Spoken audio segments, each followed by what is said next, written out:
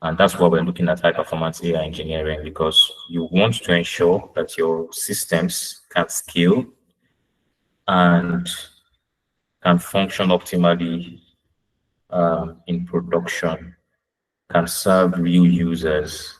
All right.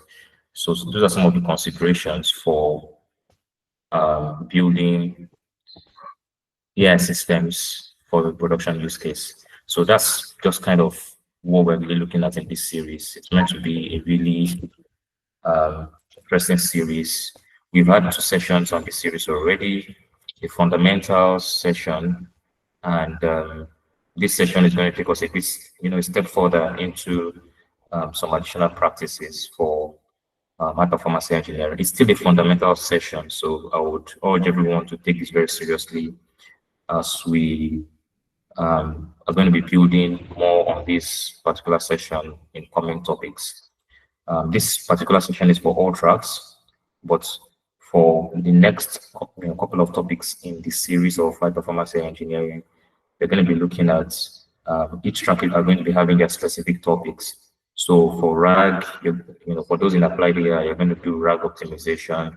For those in machine learning, you're going to do things related to ML systems. For those in production AI, you're going to you're going to have focus on production AI engineering. Actually, production AI engineering will take a lot of the sessions in this series, right? So I think production AI engineering will be the ones that really maximize the series the most. All right, so I think that's pretty much it. I'm trying to see everyone on this call. Okay. All familiar faces, good. Now, I don't know if you guys saw the message that I dropped on the group before we, like a few hours ago, probably like an hour ago. And I want to just know how many of us have a Google Cloud account. Just indicate with a reaction. It doesn't matter what kind of account it is, whether it's a personal account, a work account, but you already have a Google account, right? That exists. Okay. Now, if you do not have a Google account, I mean a Google Cloud account, if you do not have a Google Cloud account, do a thumbs down, I want to say.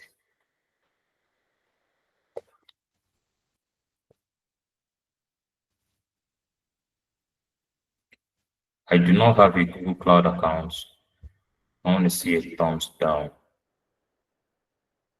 Okay, so is there only one person that doesn't have a Google Cloud account? If there's only one person, then I think it makes my work easy, right? But if you don't have, mention or talk about it now. Then the second thing I also want to mention is that if you're on the dedicated plan, you don't have anything to sweat about in this session. Like you're literally going to breeze through because we've set up everything for you. All right. So if you're on the dedicated plan, do a thumbs up. I want to see how many dedicated guys are on this call this night. So do a thumbs up if you're on the dedicated plan. Okay. Okay. So now, very quickly, I'm going to ask those of you on dedicated plan to go to console.cloud.go.com. Right. Use the account. The account usually gets AISOC emails on reminders and all that. So use that account to log into the Google Cloud console. And then when you're in the console, you should see something like this. I want to confirm if you can actually see that. So let me just reshare my screen and show you that bit. All right. Tonight's session is going to be, if you are new to GCP, you're going to be getting to learn a lot about the Google Cloud ecosystem. Of course, if you're already if you have been a developer on GCP, don't worry. You still pick one or two things. I can promise that. So what you're going to do for me when you come to console.cloud.google.com, what you're going to do is you're going to come to the project P tab at the top here. Now, I want you guys in the dedicated plan to confirm that you can see the group, right? For example, I'm in group 3. Some of you will be in group 1, group 2, group 3, or group 4, one of these 4 groups. You can only be in one group. So if you can see this, but you click on this, right? It might not show up immediately, so you might just have to type AISOC and let me know if you can see. For example, I have 2 groups here, but only group 3 shows up in the list here, right? And I hope you guys can still see my screen. Okay, so when you are in, if you can see AISOC group 3, just indicate in the chat that I can see it. Just mention that you can see it in the chat. So I want to know how many of us are. I mean, all 50 members of the educated plan have been added to our compute GCP. So if you cannot see it, we are going to sprinkle only water on your cloud platform or on your console. You're going to see it. So one way or the other, you are going to see it because we've added every one of you. And in particular, we did some tweaks for those in the LLM and production AI group. There are 35 of you in those 2 groups, right? And we just did some tweaks pretty much. So I'll be talking about those tweaks later. Okay, Charlotte says it cannot see it. Group 1, group 2, group 3, group 4. Charlotte, I believe you are in production AI, is that correct? No. You're not seeing all the groups. It's just one particular group. So what group can you see, Shailesh? If you're in production area, then you should be seeing group 4, not group 3.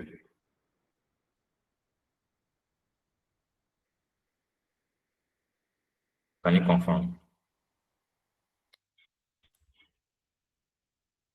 None of them. Okay. So the important thing, your console.cloud.com, make sure that the email you're accessing it with is your what's it called?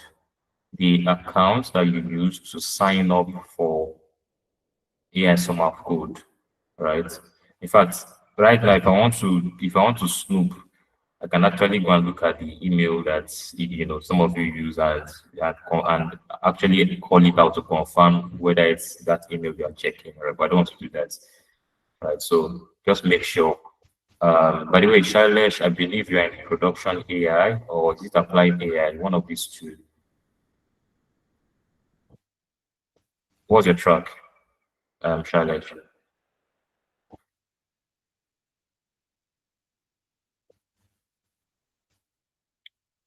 Okay.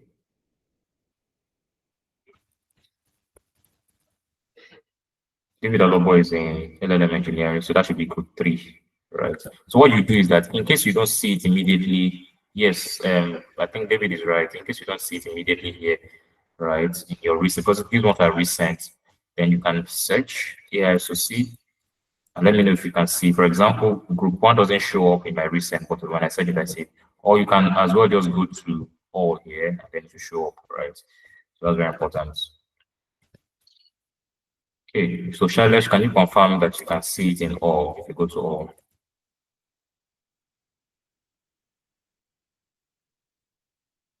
Nobody will be left behind this night, so everybody must see it. It just reminds me of back in the days of COVID.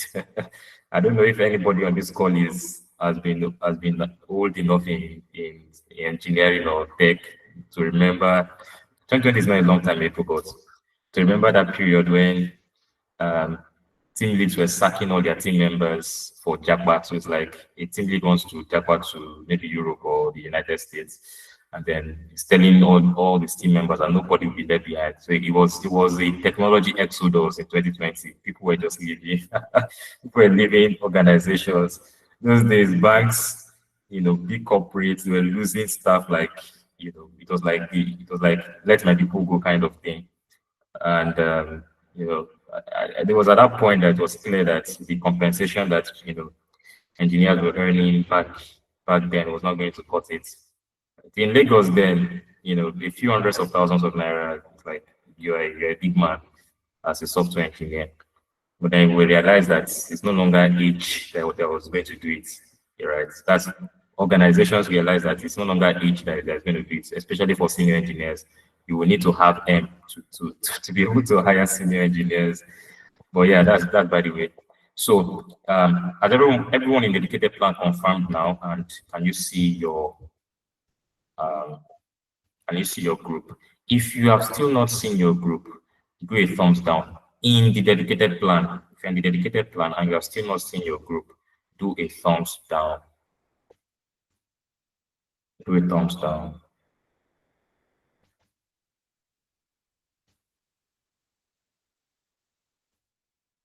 Okay, so that means everybody has seen it. Okay. Now, if you're in the general group, right, no cause for alarm, to be honest.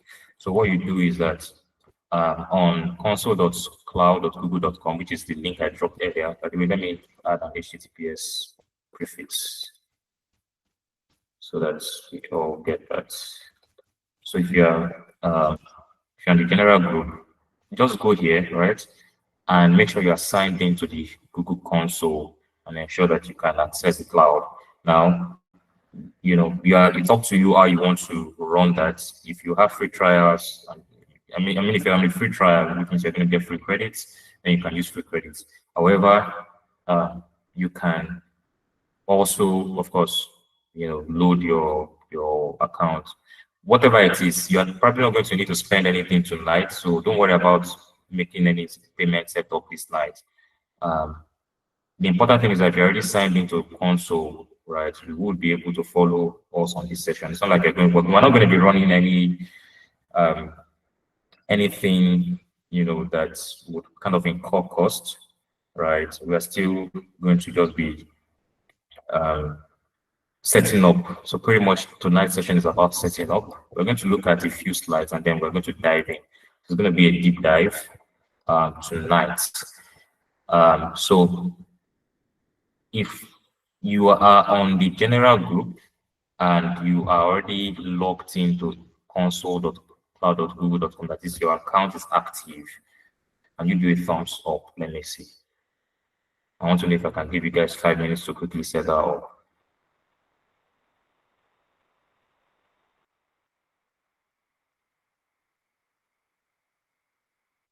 Thumbs up, guys. Do a thumbs up. Let me see.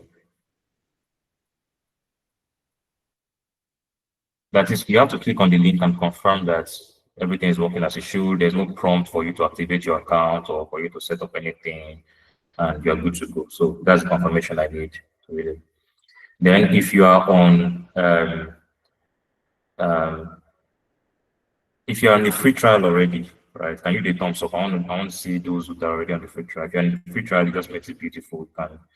Can follow along with us without any issues. Okay, only one person is raising their hand. Or are there more dedicated plan members in this call tonight? Would you be interesting and surprising at the same time? Because I don't know why I can't seem to see reactions from. Okay, all right. So let's get right into the agenda for today. We are looking at high performance AI engineering. So let me share my screen and let's just walk through some fundamentals before we proceed. We have quite a we have a very straightforward agenda for this evening, right? And let's just get right into it one after the other. So I'm going to reshare my screen.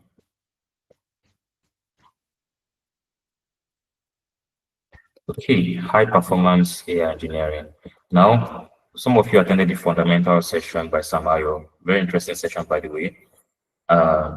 Did you guys, how was the session generally like? Was there any, I mean, I believe you all enjoyed it, but I want to know, did you guys enjoy it? So I guess I'll see you, I'll gauge by your reaction. I don't want to assume for anybody. So did you guys enjoy Samayo's session on fundamentals of high performance AI engineering? So only Mimi attended the session, okay? That's interesting. Victor, hello. Okay. Okay. Then I think the other thing I want to ask is, you did not attend the session. I want to see a thumbs down. You did not attend the session. I want to see a thumbs down.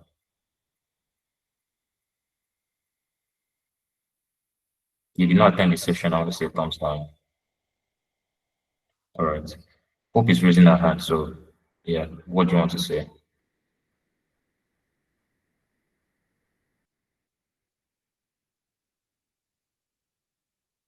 Okay.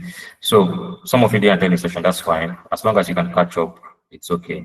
But it was a very interesting session, and some did justice to that session. And of course, you guys also made it very interesting because it was very interactive. So what we are going to be doing this night or this evening is we're going to be looking at, um, a few fundamentals, but it's going to be more of setting up cloud infrastructure so that we can actually start to build systems and deploy. Some of you are started building your POCs, but they are not deployed on the cloud yet, right? So maybe you have your project deployed on Streamlit. Obviously, Streamlit is not a production grade application. You cannot serve. I would want to be a bit careful there because if you're a very, if you're a very stubborn person, it's possible you can actually find a way to scale Streamlit for production. But customization wise and ability to actually be in charge of your deployment, you don't have control over that. So this is not going to be very useful for controllable or flexible deployment choices. So let's look at what we have in the agenda for today. Of course, my name is Zion, and I'm currently at Andela. So this is for those who were probably not in the last session, because the last session was when I talked about this, and it was an ML session, right? So, of course, you guys know I left my previous role in July, then I joined Andela. So that's like the only update on this slide. For the agenda, we'll revisit fundamentals. We'll go into talk about computing infrastructure for AI systems. Would start looking at AISOC resources on Google Cloud. So for those in the dedicated plan, you are currently onboarded on. You're already onboarded on the AISOC Google Cloud. We were talking about it at the beginning that all the compute resources you guys will need for AI sum of code, we're going to be making it available for you on the dedicated plan. So which means that you literally have access to a compute. You don't have to spend your $1, right? It's like you guys paid $100 to join AI sum of code. So let's use from your $100 to actually give you credits, right? So you not only pay to learn, even though technically you actually really pay to learn, but you want to kind of give or make it more interesting so that you get like more benefit out of what you paid. And so we are giving you access to our compute infrastructure. Of course, well, I'm going to be talking later about the fact that you can't just come up and say you want to spin up a A100 to train Llama 3. It's not going to work. So you're not going to train AISOC budget, because if we're not careful, somebody on this call can be very funny and they'll just send us back to our village. So we have to be very, very careful and practical, right?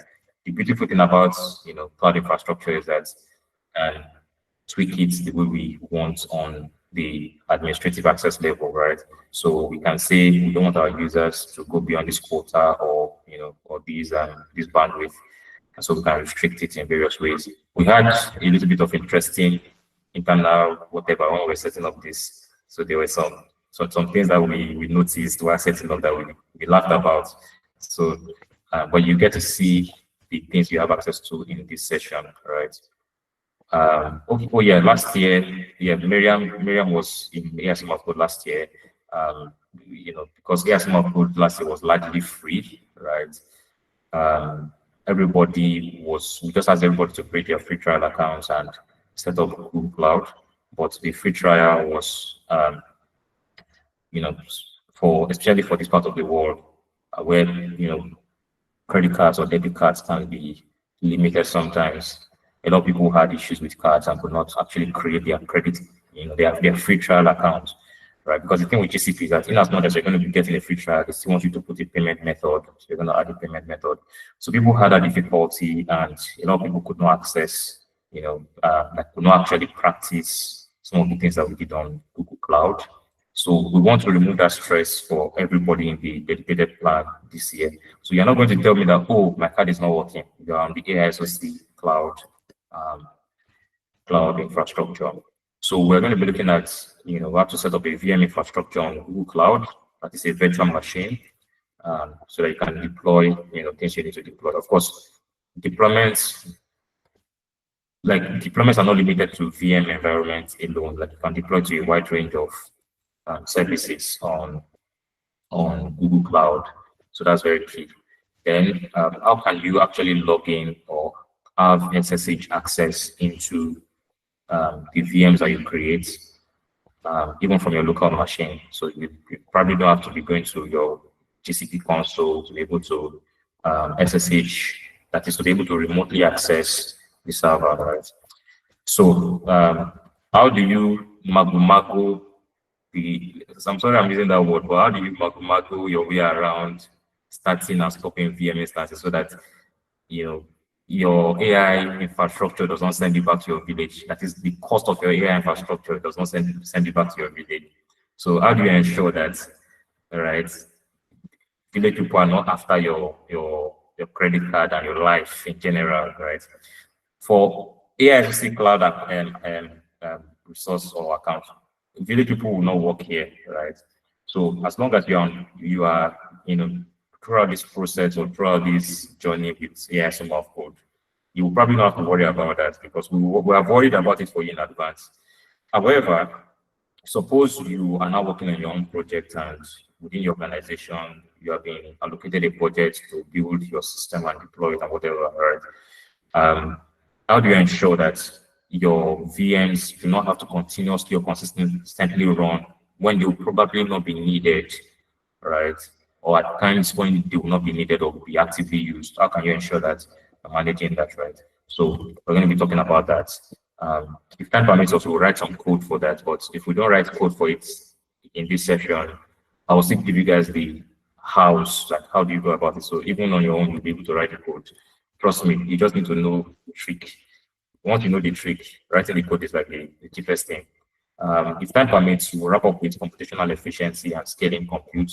So really what I want to be sure that I can cover tonight are these first 6 things, right? These last 2 are bonuses, all right? So bonus in the sense that I actually want to talk a bit about processing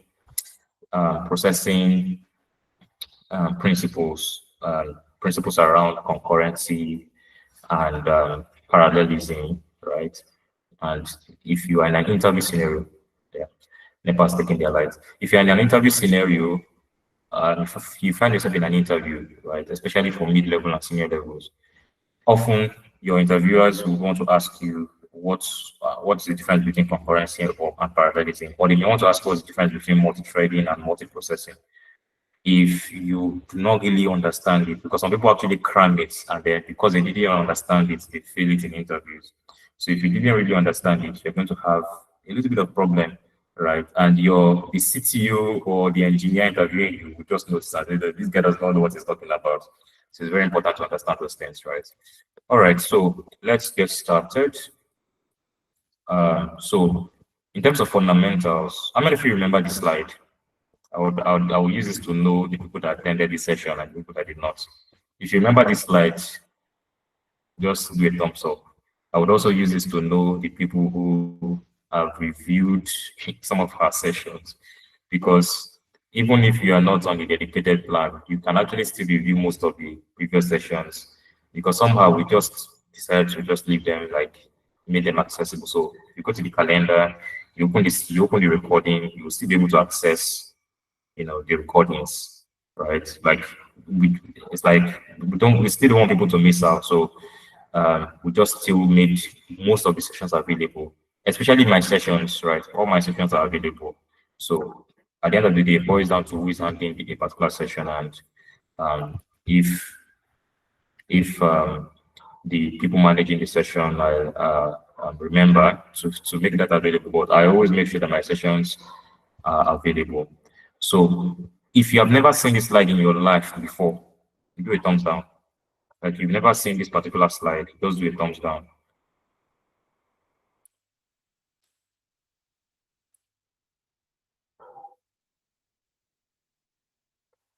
I will not judge you, I promise. I won't judge you. Good. You guys are scared. I don't judge. We don't do that here. Okay. All right. So now this is the one of the slides we covered when we we're looking at designing machine learning systems, and it's very key, right? Because we have to ensure that machine learning systems are maintainable, scalable, reliable, and adaptable. All right. But the principles are, kind of the principles can translate to AI systems in general, not just machine learning systems, right? So for those in applied AI, you were probably not in that section, but it's still relevant to you, all right? So in terms of fundamentals, one very major requirement for an AI system is that it must be reliable. So it must continue to correctly perform the expected function. It must continue to be accuracy in terms of the metric that we're actually interested in. It must continue to have low latency. It must not have silent failures. Then it should be scalable. And particularly one interesting thing I pointed out in this session is that there's a difference between scaling up and scaling out. All right. There's a very big difference between scaling up and scaling out. Can anyone remember the difference between the two? And which of these two is directly related to the word of scaling? So if you know it, bonus points to you, just raise your hand. If you can just tell me, that will be a bonus. I don't know what the bonus would be, but you are getting a bonus. So upscaling is related to one of these two, scaling up or scaling out. But I want in particular the difference between the two. So who can remind us?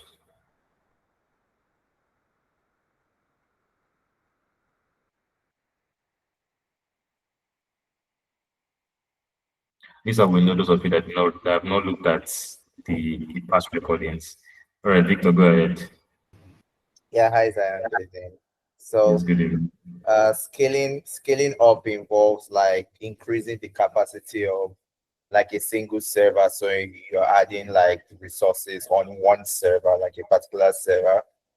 More like think about it of like vertical, right? And then scaling out means more like distributing the workload across multiple servers. So I think that's the difference. Yeah. Distributing the workflow across multiple servers. Like that. All right. Does anyone want to? And by the way, Victor, before you drop off, so which of them is upscaling? So which of them is actually upscaling? Upscaling is the scaling out. Okay. Okay. So does anyone refute? You accept or you refute Victor's claim? Right. Just indicate it. Let's know. If you accept, do you accept or do you refute it?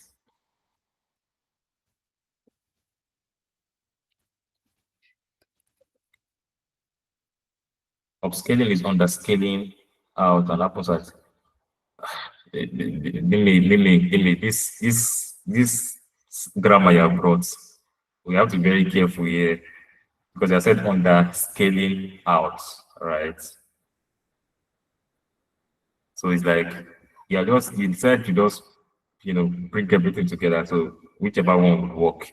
If underscaling doesn't work, scaling out would work. You thought we will not notice, but we notice. Okay, so scaling out is upscaling, right? Scaling out is upscaling. So that was a very important caveat that I brought out the other day. Scaling up it's just like whether we're scaling something up or scaling something down, right? So it's kind of vertical scaling, all right? Vertical scaling. And usually it's about resources or about, oh, we want to, we want to add more resources, or we want to ensure that um, we have enough compute to handle this, right? Whereas scaling out is, what do we, for example, if you are trying to deploy models to a traditional a traditional product infrastructure, and you're trying to deploy models, right? It doesn't matter how fast your models are. If you don't have a proper machine learning team and it's just engineering team you're dealing with, and you're a single data scientist or machine learning engineer, it doesn't matter if your model can run at lightning speed, right? If the infrastructure is a legacy infrastructure, there's nothing you're going to be able to do. The funny thing is that engineering team can throw you under the bus and say, oh, Victor's model is very slow, you should go optimize it. Then you begin to look at your model, or let me say your ML system, because again, from our last second, we're talking about ML systems beyond just models, but actual systems. Your ML system can be very effective, but in the overall, on the more broad infrastructure of a product, it can be very limited. So what is the problem? All right. The infrastructure of the product may be the problem. So it doesn't matter how much you optimize your models or your ML or your model resources and whatever. It doesn't matter whether you add more models or whether you increase the model capacity, the model complexities. Maybe you add more parameters, right? All those scaling up techniques will not be useful if the infrastructure issues are not sorted. All right. So upscaling is now a way to sort out the infrastructure issues by scaling out. All right. I did not introduce the term, so don't think it's me that brought the confusion of scaling out being upscaling, but scaling up is not upscaling. It's not me. It's not me. Blame the OG engineers of 20, 30 years ago. Blame them. Unfortunately, it is the engineering literature. It cannot be changed. So let's now look at maintainability. So, your system should be built with best practices around collaboration, reproducibility. So ideally um, for products that use models, whether it is large language models or machine learning models, you should be able to build it that any other engineer should be able to easily, bring in the project and, collaborate, reproduce. They should not have challenge reproducing the results that you have. So nothing like, but it worked on my end, though. Is it? Why is it not working on your end? No, no, no, no. We don't do that here, right? So how can you reproduce it? You want to ensure that your artifacts are reproducible, configs are well set up so that the same configurations for which it works on your system will work on another system. If you're going to be developing on a different operating system, like on a Windows machine, right? Ensure that if you're going to be deploying this on a Linux server, ensure that you can reproduce what a Linux server would look like on your Windows machine, which is why um, we have virtualization, we have Docker, we have all these different things that make Windows able to reproduce, a Linux server or even other servers. It's not every product in the world that is deployed on Linux servers, unfortunately. But that's by the way. Adaptability, so it has to be adaptive. In terms of RAG in particular, because I know we covered this extensively for machine learning, that your ML system as a whole should be adaptive. So if your models evolve when you retrain, the performance of this overall system must improve as the models improve, right? Without disrupting the service. But for RAG and for agents and for applied AI things, right? Suppose that OpenAI they retrained their GPT-5.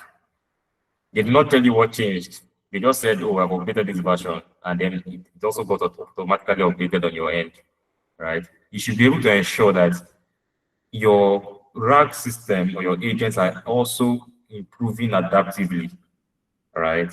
So it can be tricky because prompts, right, are very they are very, what's it called?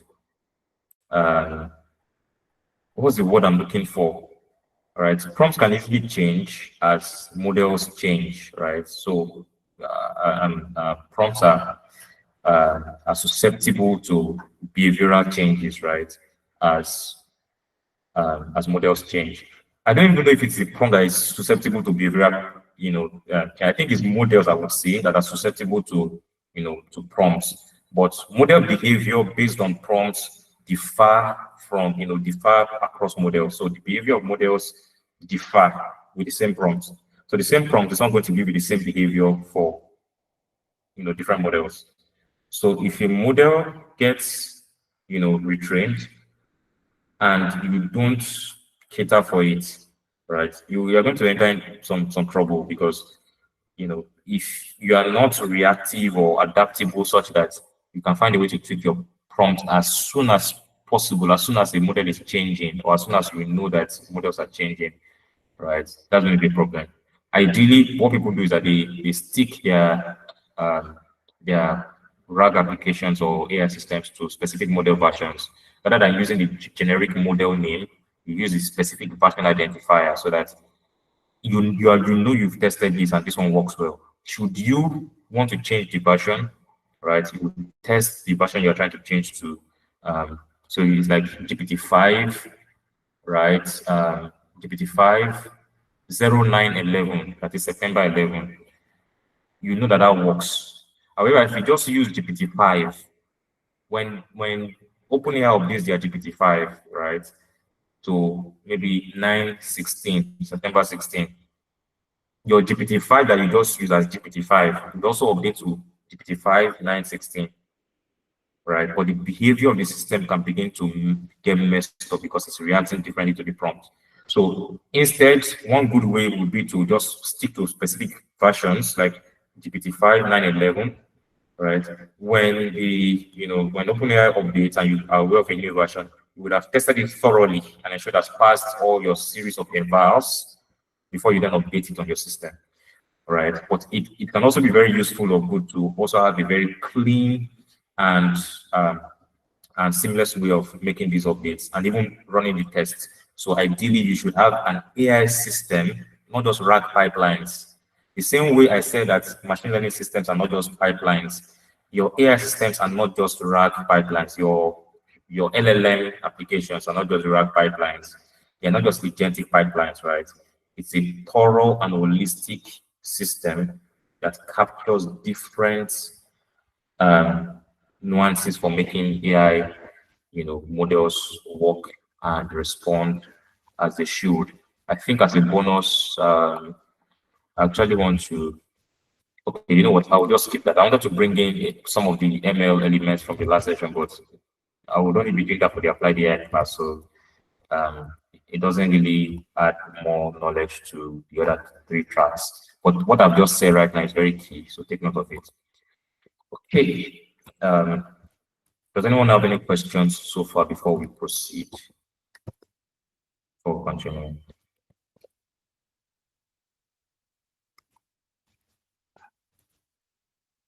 Okay, no questions. So, what are the GCP resources? Because we're going to start working on GCP now, right?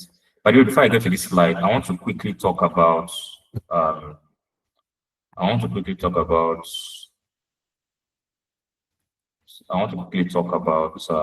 compute infrastructure for AI systems. So of course, there are different layers of compute infrastructure. So perhaps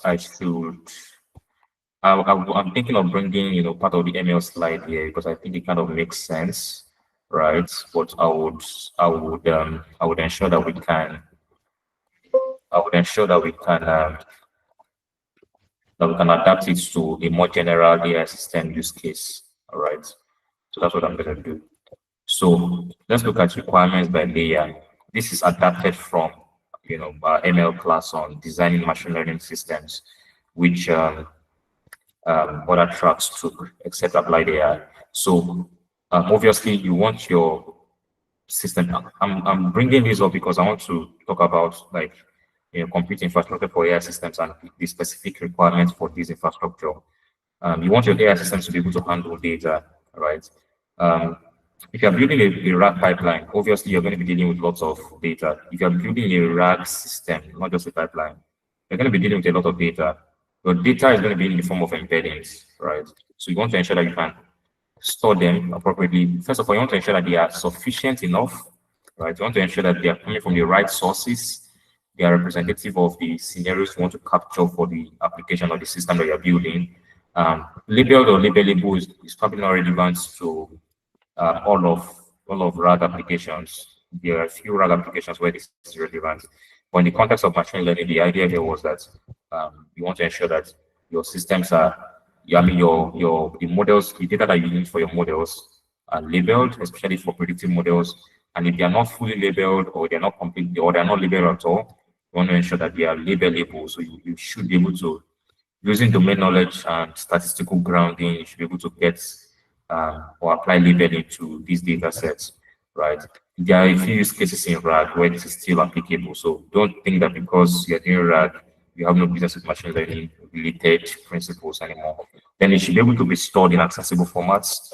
Of course, in the context of RAG systems, these formats will be embeddings and metadata.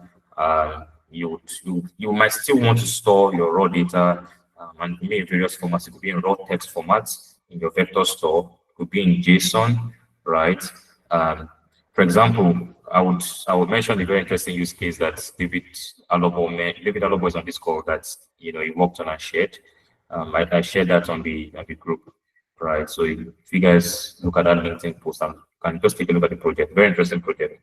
So it was about AI, introducing AI into I think molecule discovery, right? If I got that correctly, there was also the aspect of drug discovery, but generally for designing new molecules, right? And obviously that kind of project, that's an AI system that is very data intensive. So what David did was I think I don't know if David, I don't know if you worked on a team for that, so you can confirm in the chat if you worked, if it was a team effort. But what David did pretty much, because David's post I saw. So what David did pretty much was creating data sets that they needed to fine-tune models on, right? So there was the element of fine-tuning a language model on molecular data. Molecular data, is in pairs. Okay, great. So two of you, that was brilliant. So the molecular data, is in pairs, right? Instruction pairs. So it's like if I think of it in terms of a similar project that I also did, right? It's like tell me about the function of this molecule. So the question is like the molecule, right? And the molecule, you're pretty much providing the sequence. So if the molecule is a DNA, you're providing a DNA sequence. If the molecule is a protein, you're providing a protein sequence, right? And then the response is the function of that molecule. So this is a function, right? Now, this is not the only use case for molecular analysis with AI. There's also the use case where you want to be able to predict the behavior of that molecule, or predict if there's been a mutation, or predict what kind of changes that particular molecule can do. For example, if we're designing drugs, we desire to be able to create molecules that can actually target different sites where the drugs will be relevant. So if I flip the question and say this is the function I want to perform, right? That will be the instruction. The response will be the molecule that should perform that function. All right. So I want a protein that can or should I say I want a molecule that can unfold a particular protein, because proteins are folded structures, and if the folding changes, right, you can just completely mess up your entire system, because like it can literally alter the function of your DNA, right? So we can say, okay, give me a molecule that actually undoes the the abnormal protein folding, right? Either by unfolding it or whatever it is, or that targets that protein in a certain way. So the response of the system is to actually create the molecule by providing you with the protein sequence, right? So proteins are just one type of molecules. It could be any other type of molecule, biomolecule, right? So, but David's project was about, manipulating molecules and making useful predictions for, drug discovery. So in that kind of project now, right, the instruction pairs is a very large data set. David, you can just comment and let us know like how large was this data? Like how many samples in the data set? And you guys created the data set, if I understand correctly.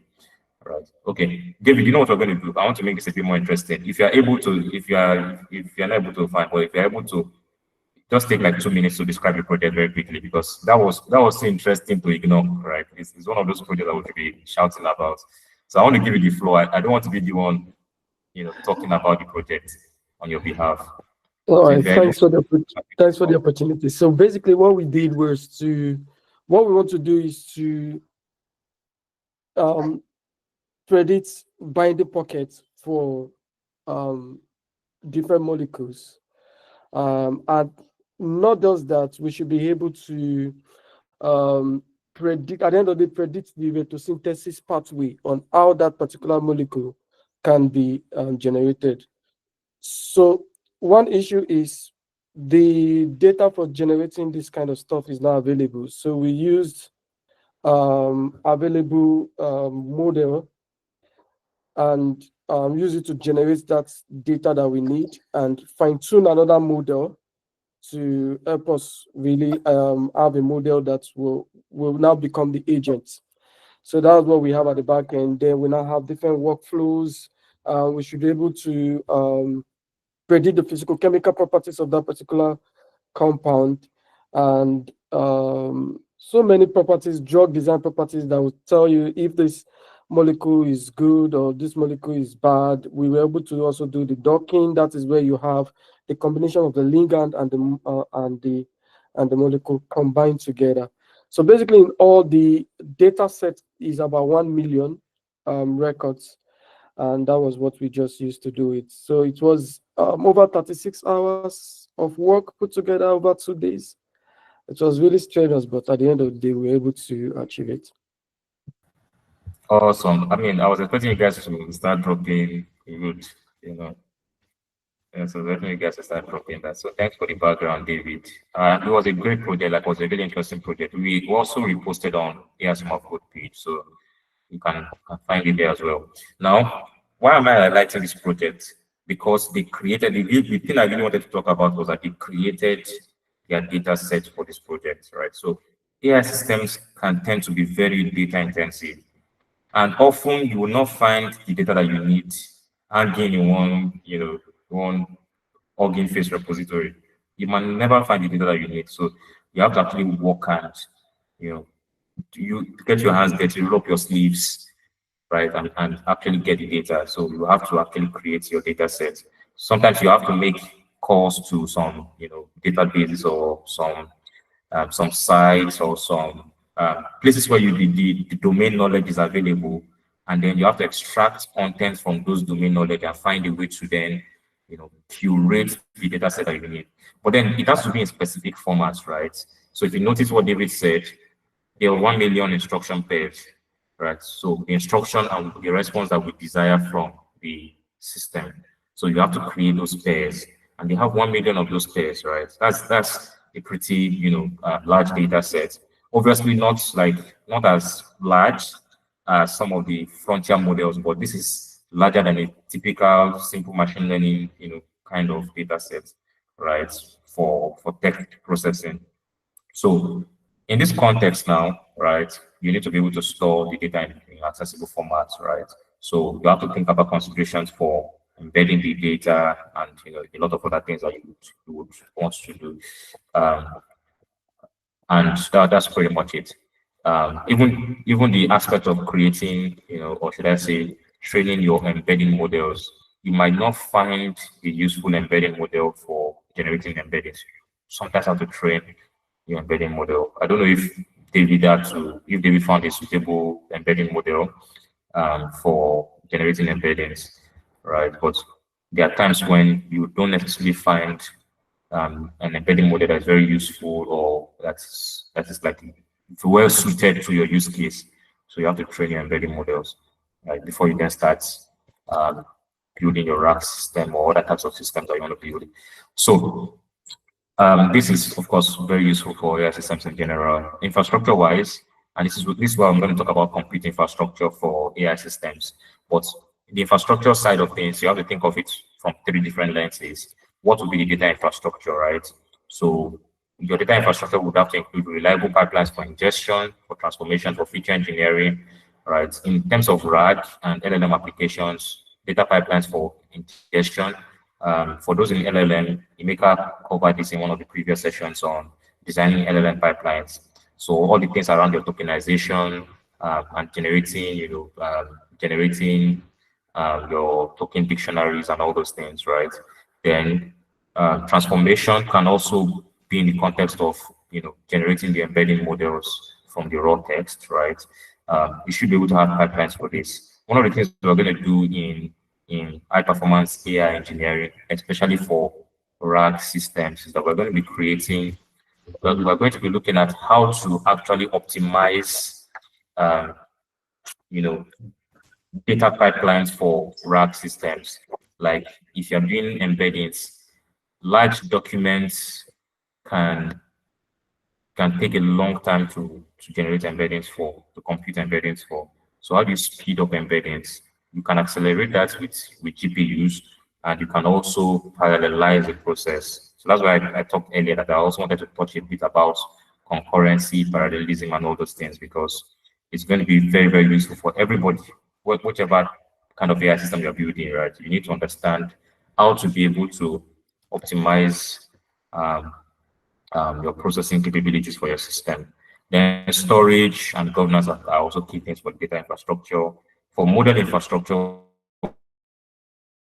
we're looking at mostly for those building LLM systems and and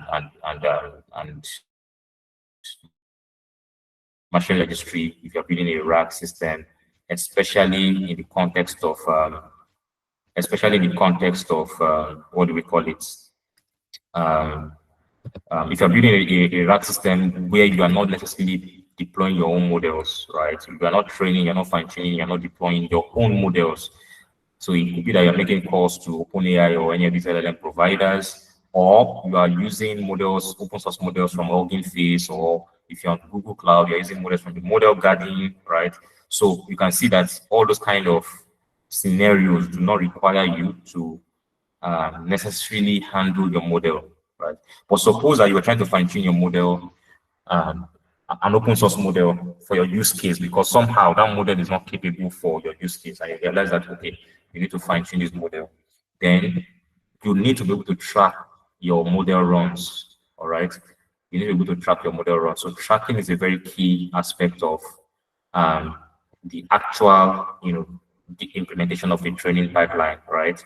Um, you need to be able to also store the model versions so that you can get back to any version, and any other person that's collaborating with you on the project can also retrieve the models based on a particular version, right? Excuse me. So, but for those building RAG systems without building your own models, you're just integrating existing models, right? A very important aspect is the compute, right? You want to ensure that, especially if you are loading models from, either Hugging Face, or you could even find a way to deploy a model yourself, maybe deploy the GGUF version of the model, or you use the LLM, or you use the GPT to get these models, or you're not bothered about fine-tuning it, right? If that's the case, you still need to worry about compute, and especially to be able to run distributed inference for the model. Because again, at the end of the day, it's not everybody that will use OpenAI. Sometimes you will be in industries that do not permit that, right? Sometimes you will be building high risk applications that have to pass through different compliance approvals. So it's not everybody that will use OpenAI. That's one reality that people just need to face. So, and if that's the case now, it means that you have to ensure that um, you are that you understand how to set up a complete infrastructure to enable you to, to handle the complexity of running inference with the models that you have chosen, right? You would want to ensure that your deployment, your models are deployed on, on capable compute infrastructure, right? Especially for very large models. So you want to ensure that you have GPU infrastructure for that. So you want to accelerate inference. You want to also build distributed training pipeline, distributed inference pipeline. So there's distributed training, right? If you're working on RAG systems and other types of AI systems that do not require you to train your models, you don't need to bother about distributed training. But you probably would bother about distributed inference, right? Except if you're working with paid model providers that are you're already paying for that, so you don't need to worry about that. All right. So all these things are key considerations. Again, all these things they look easy on paper, but they are the things that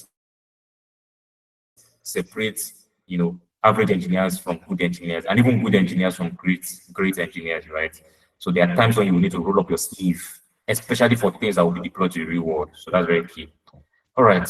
Of course, for the deployment infrastructure, you want to think about how you want to serve this system, right? If you're dealing with models, how do you want to expose the models? Are you going to be doing real-time inference? Of course, for LLM applications, we're talking about real-time inference here. So you want to be able to run real-time inference. You want to be able to when I say real-time, there's a little bit of care that we have to make sure, because it's not as if every application is like 100% real time, right? So there will still be some latency, all right? So because of latency, we generally say that these systems are near real time, because you just somehow cannot take latency to zero, all right? I'm happy to see anybody solve the problem of, of the arrow of time, and if you can break the time barrier and somehow ensure that if someone asks a question in 0.00000 nanoseconds, they get a response, you win a Nobel Prize, not in machine learning, you win a Nobel Prize in physics if you solve that problem. But yeah, CI/CD pipelines are very key for those that are doing training, whether of ML systems or LLM systems. Your CI/CD pipelines come into play. CI/CD is continuous integration, continuous training, right? You want to be able to ensure that you can continuously handle the workload. You will not want to have to be there 24/7 to ensure that your is working, right? You cannot be looking at your scripts or your console at 24/7, right? It just make sense. So you want to ensure that your system is able to you should be able to have components of the system that are attending to this automatically, right? And then you set up alert triggers that can trigger alerts and send you alerts. So that part of ensuring that you get alerts is another area entirely that is, under the subject of observability, right? So observability includes telemetry. Telemetry is where you get consistent logs. So the logs are being streamed as different aspects of your system are working. So if anything is failing, it's being logged. If there's a warning, it's being logged. If there's an error, it's being logged. If it's working correctly, it's being logged, right? And we looked at logging, like we had an entire session on logging. I don't know how many of you can remember that session.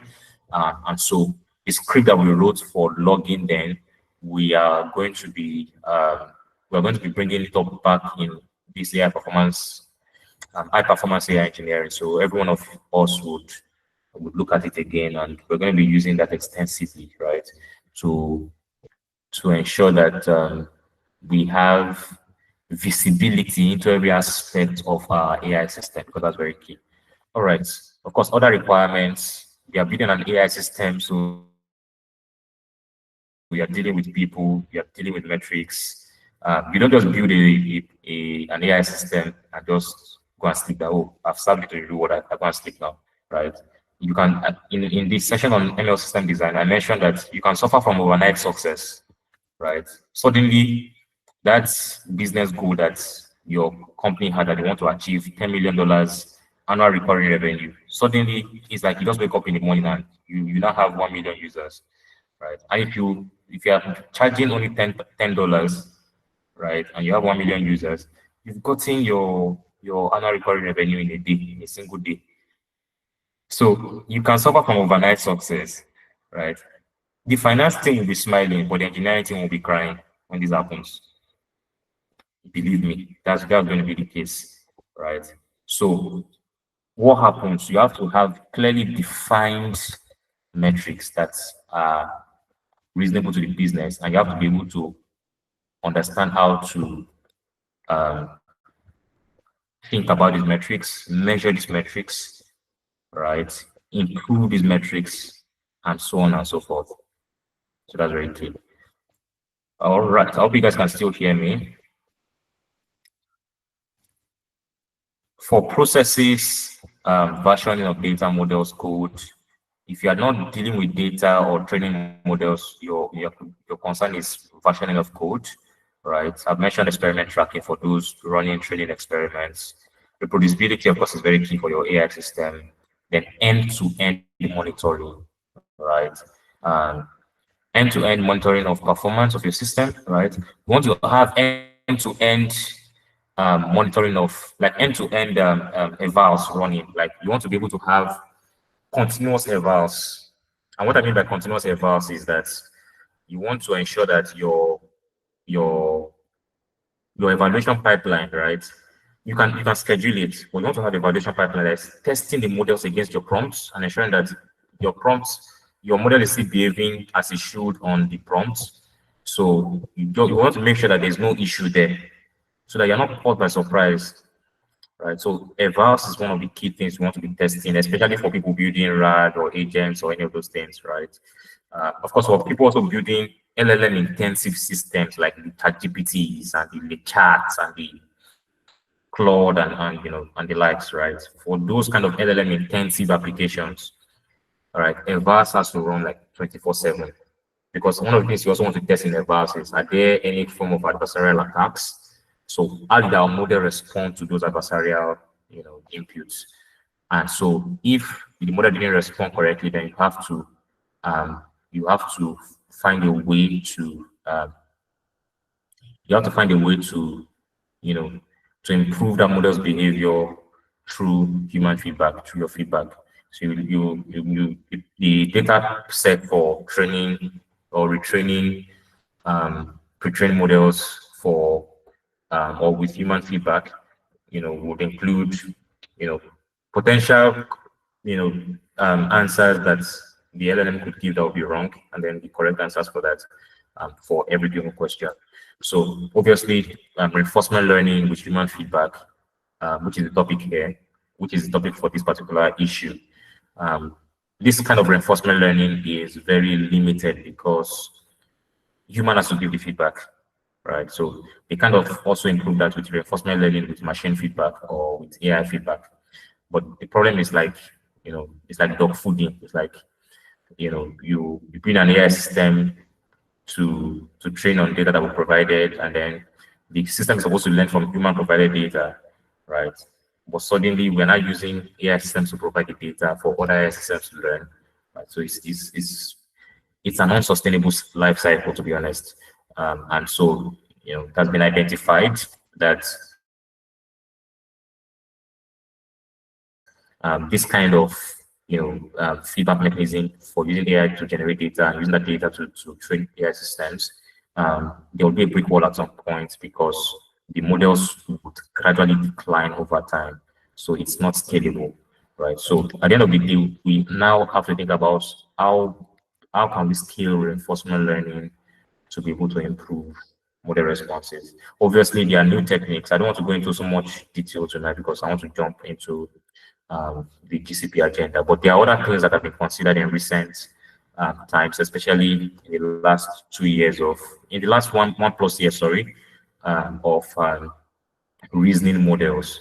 So with reasoning models, reinforcement learning became more adaptable for large language models, where we can build a reward model that would reward base LLMs based on how they respond, and then the models can then learn from that reward or feedback mechanism. So of course, the goal of reinforcement learning in general is to optimize the machine learning system by dynamically rewarding it for correct responses and punishing it for incorrect responses. So the model will eventually learn how to maximize reward. That's kind of the idea with reinforcement learning. It has the capacity to create some of the best AI systems, but it is computationally intensive. Anyways, monitoring is very key. It's very, very key for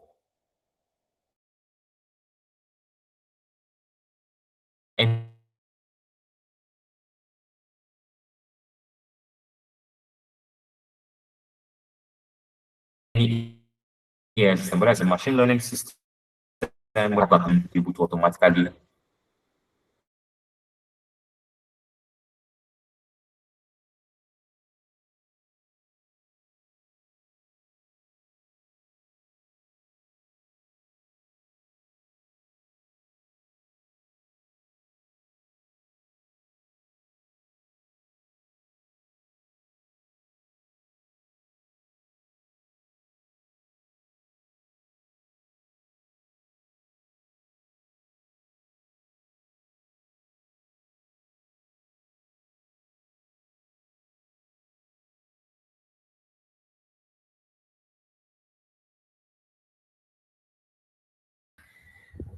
hi guys. Can you guys hear me?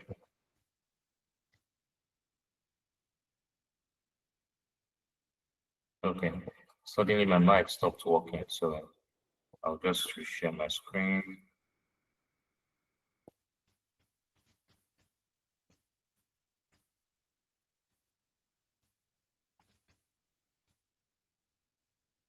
Okay. Let me know when you guys can see my screen.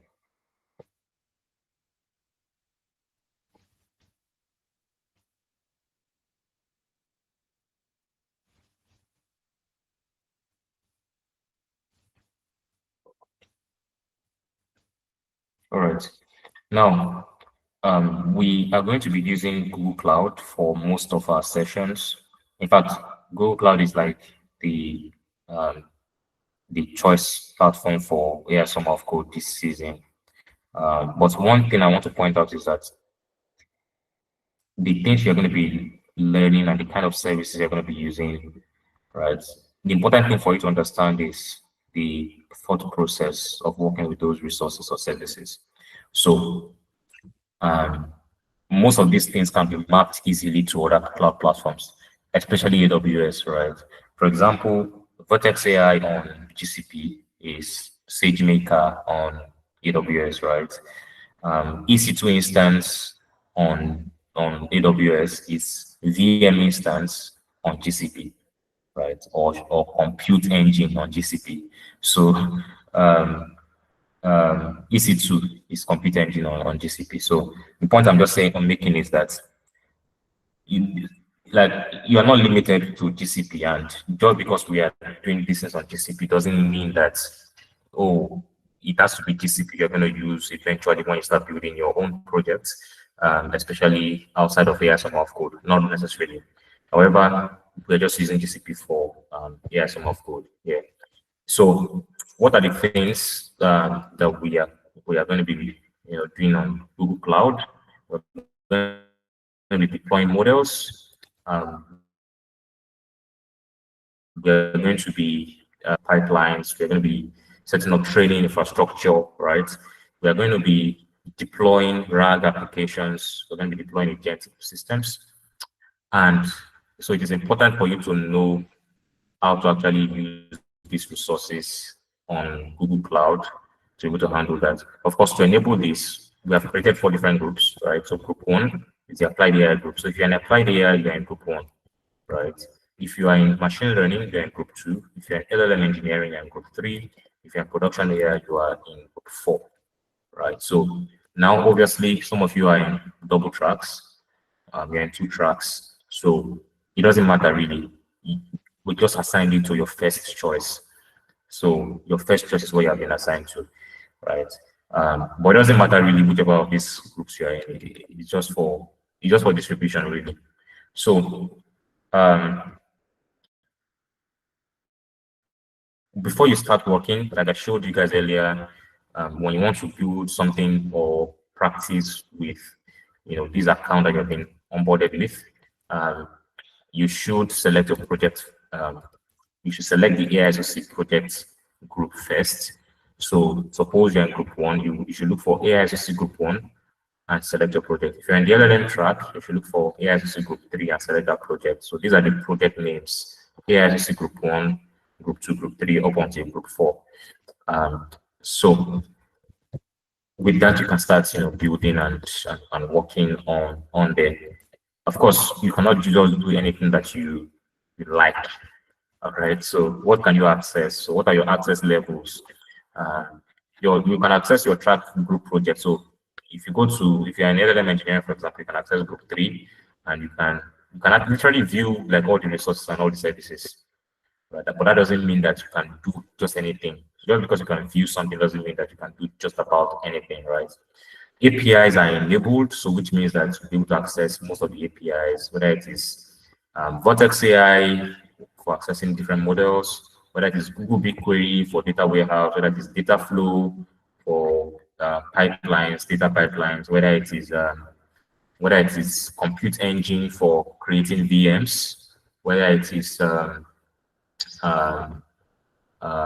network, or anything of the likes. So you want to create your subnet, or you want to create a subnet group and all those things. You can access pretty much most of these things. All right. In the worst case, you are going to get oh, you don't have enough permissions for this particular project, right? So in that case, you should just ask us, and we'll guide you into what you need to do. If we see that it's not something that you need for what we are learning or what you're trying to build, then you're not going to it's not going to work really. So make sure that your use of this platform is for the materials that we're covering during the learning, right? If you want to experiment carefully, because we also can monitor what is being done on the on the on the admin side of things. But in particular, you also have to understand that there's a monthly budget, right? And the monthly budget is set on the project level. All right. So you have to use it carefully. The best way the best thing to do is to familiarize yourself with the different services and APIs without actually running any service yet until you need it. You would mostly need to actually start running services when you're working on projects. All right. But for just the learning time that while we're in session, while we're in the learning session, you would mostly just need it for just testing. Okay, how do I create a VM? You create the VM, you see that the VM works, fine. You pause it or you shut it down. All right. You set up, a Vertex AI pipeline just to see how it works, and then you stop it. Right. You don't need to like keep any service running, perpetually. I mean, if you do, you will still not be able to send us back to our village. If I should use that,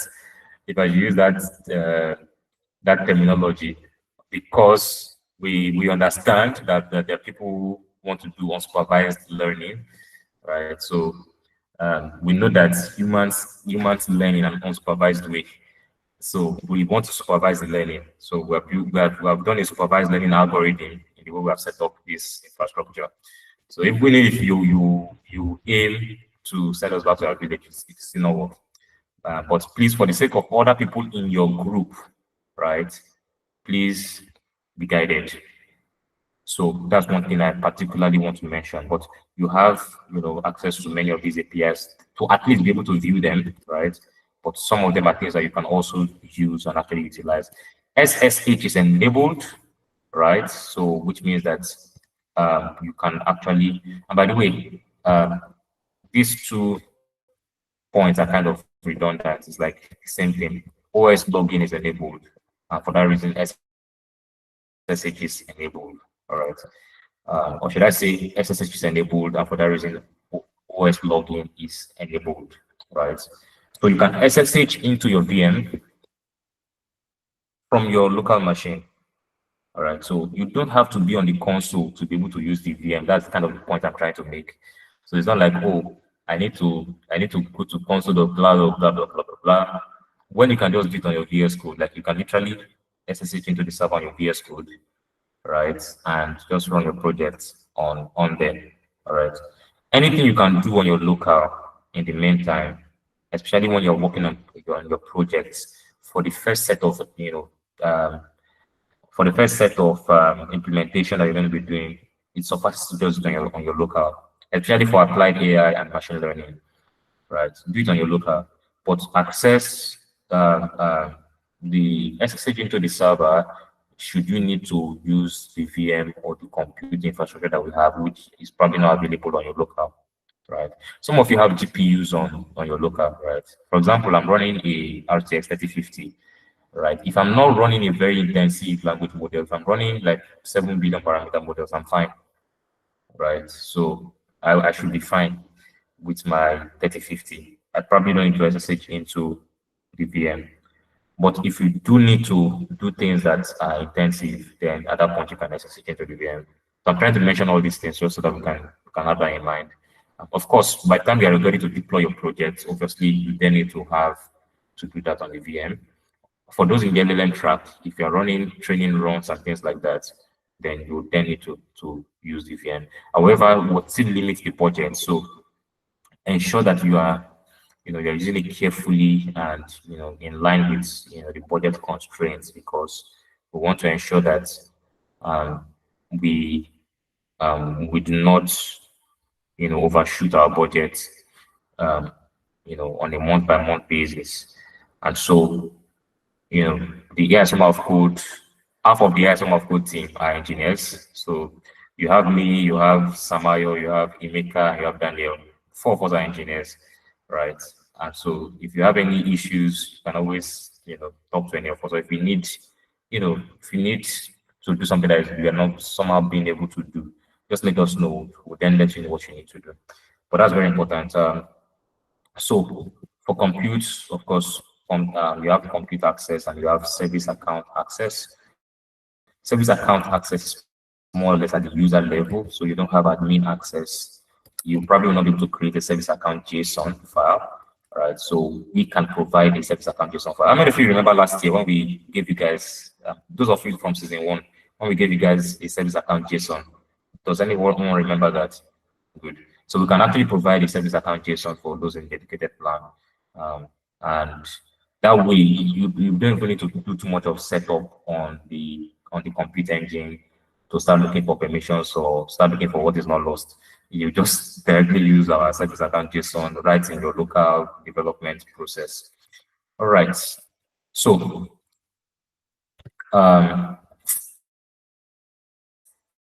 of course you have quotas and limits. I do not like have a lot of things to outline here, but limited GPU quota. All right. So before I get to the next slide, let us actually now start like looking into this. We have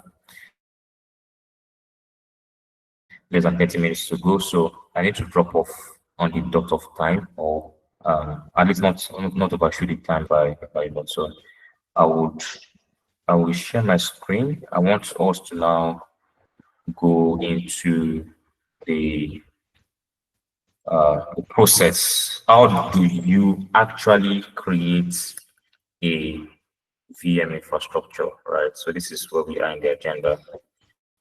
So how do you set up a VM infrastructure? So every other thing now will just be on Google Cloud Platform. I don't have much to do on the slide at this point. Okay, so I'm going to share my screen.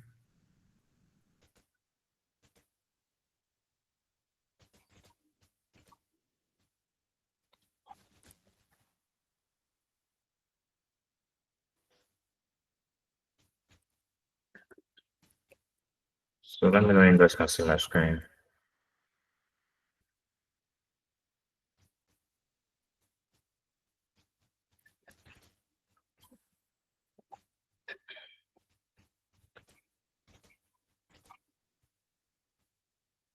So like I was asking you guys on the call, whether you have been able to access the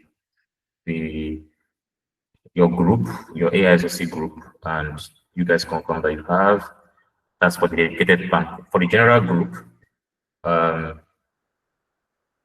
for the general group, I want you to, if you are already on the console, perfect, right? Otherwise, check. I think check this site and see if you can access a free plan. So if you can, beautiful, you'll be able to um, walk along with us. All right. At this point, I want to suppose that we have, or at least most of us are logged in now on the cloud console. But don't worry if you're not logged in. Just follow me carefully and just watch what I'm doing, right? So we want to set up a virtual machine infrastructure, right? The service that allows us to do this is called a compute engine on GCP. On AWS, it's called Elastic Cloud Compute. For short, they call it EC2, Elastic Cloud Compute, EC2. On Google Cloud, it is Compute Engine. So the Compute Engine allows you to be able to create machines to run computational processes. Of course, as the name implies, compute, so it means you're trying to run computational processes. So the computational process could be that you just want to run a RAG pipeline. It could be that you want to train a model. It could be that you want to do a compute intensive task. It could be that you want to build a social media platform. It could be that you want to serve um, um, what's it called? Data to real world users. It could be a lot of things. All right. So Compute Engine is designed to be able to handle large scale workloads. All right. If you like, have the data of all 100 million Nigerians, actually 200 plus million Nigerians that you want to be able to run predictions for. You'd be able to do that on Compute Engine. The only thing is that Google Cloud is going to actually send you an email to have a personal relationship with you because you have a lot of money to spend. So Google Cloud will say, okay, the Google team in general. In fact, you'll get a call from Sunda, their CEO, right? Or even the Google Cloud CEO, at least, because you have a lot of money. What am I saying in essence? The point is, it is designed to handle large scale workloads, right? There are some times when you want to deploy something that just a lightweight function or an entry point for maybe a particular application or something. Probably don't need to use the Compute Engine for that. So for that, you could just deploy a cloud function, right? Uh, where we have this cloud run here, right? So that's where you get your cloud function. There used to be like a separate service for cloud function. I don't know, for those who are familiar with Google Cloud, you will know that there was a time when you just go to cloud function and you have to do this. Now it's a combination of cloud build and cloud run. All right. Kind of merged that. So what we do when we want to create a virtual machine instance is that you go over to the panel, the navigation menu, and then you come to Compute Engine, and then come to VM instances. Of course, with this, we'll be able to see the virtual machines that we have. And if we do need to create new virtual machines, right, we'll be able to do that. In our case this night, we want to create a virtual machine, all right? So I want to actually create a VM instance. Am I in the right project? Okay, so I'm in group 3. Of course, you can always navigate to your projects on this, Pika panel here. So at any point you want to change, you can always do that. Now we want to create a virtual machine instance, right? And this is going to be the first official VM instance, in our high performance AI engineering series. So the first thing that we're going to do is we're going to click on create instance. We'll just click on that. And then it's a bit slow this evening, so don't worry if it doesn't pop up in time. I promise you that there's no challenge. So we're going to call this AISOC. What's the title of this session?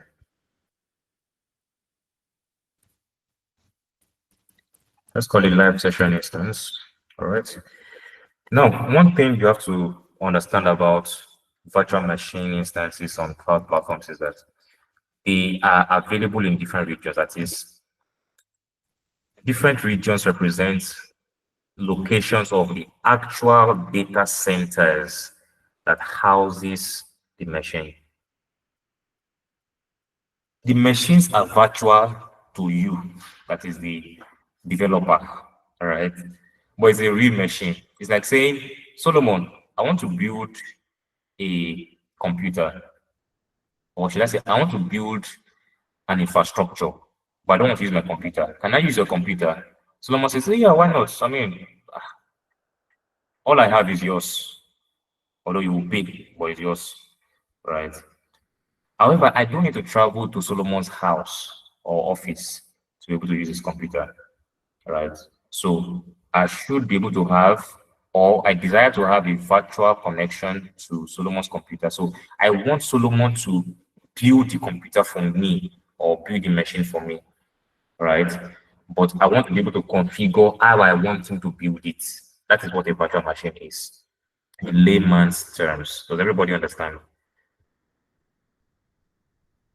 Does everybody understand? Are we all following? I know there's some expert on this call.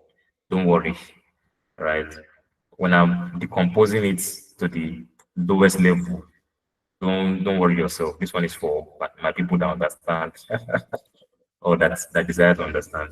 So a virtual machine is simply a machine we want the cloud provider to create for us, right?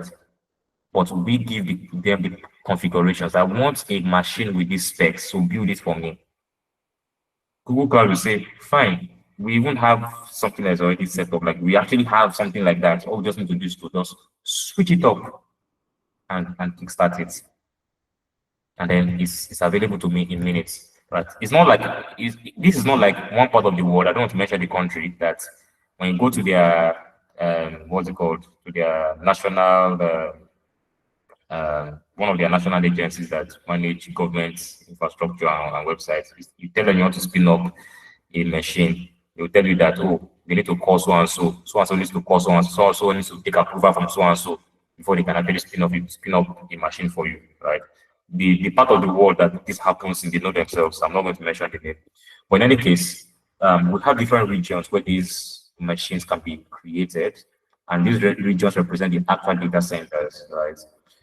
They have given you a flag here, a label here that some of these regions are low carbon footprint centers, so low CO2. So if you care about climate and if you want to ensure that you are using data centers that minimize the footprint on the environment, then this would probably be the centers to you.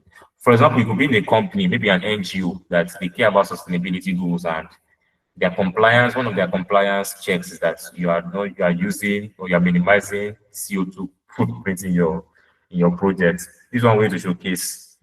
This is one way to showcase that you are on track or you are compliant, right? But there are some areas that have better availability than others, in the sense that there are some areas that will probably not just at some arbitrary time that you can never tell, the server will just go down, right? It can happen once in a while. It does happen once in a while. However, these cloud providers are really trying to ensure that their servers are as available as possible. That is, the uptime is 99.99%. That's 0.001%. Unfortunately, you cannot predict when that will happen. But usually, when it happens, you usually hear it all over the news because different organizations are affected, right? So that's one thing. Of course, you can help to have backups of your servers, even with other cloud providers.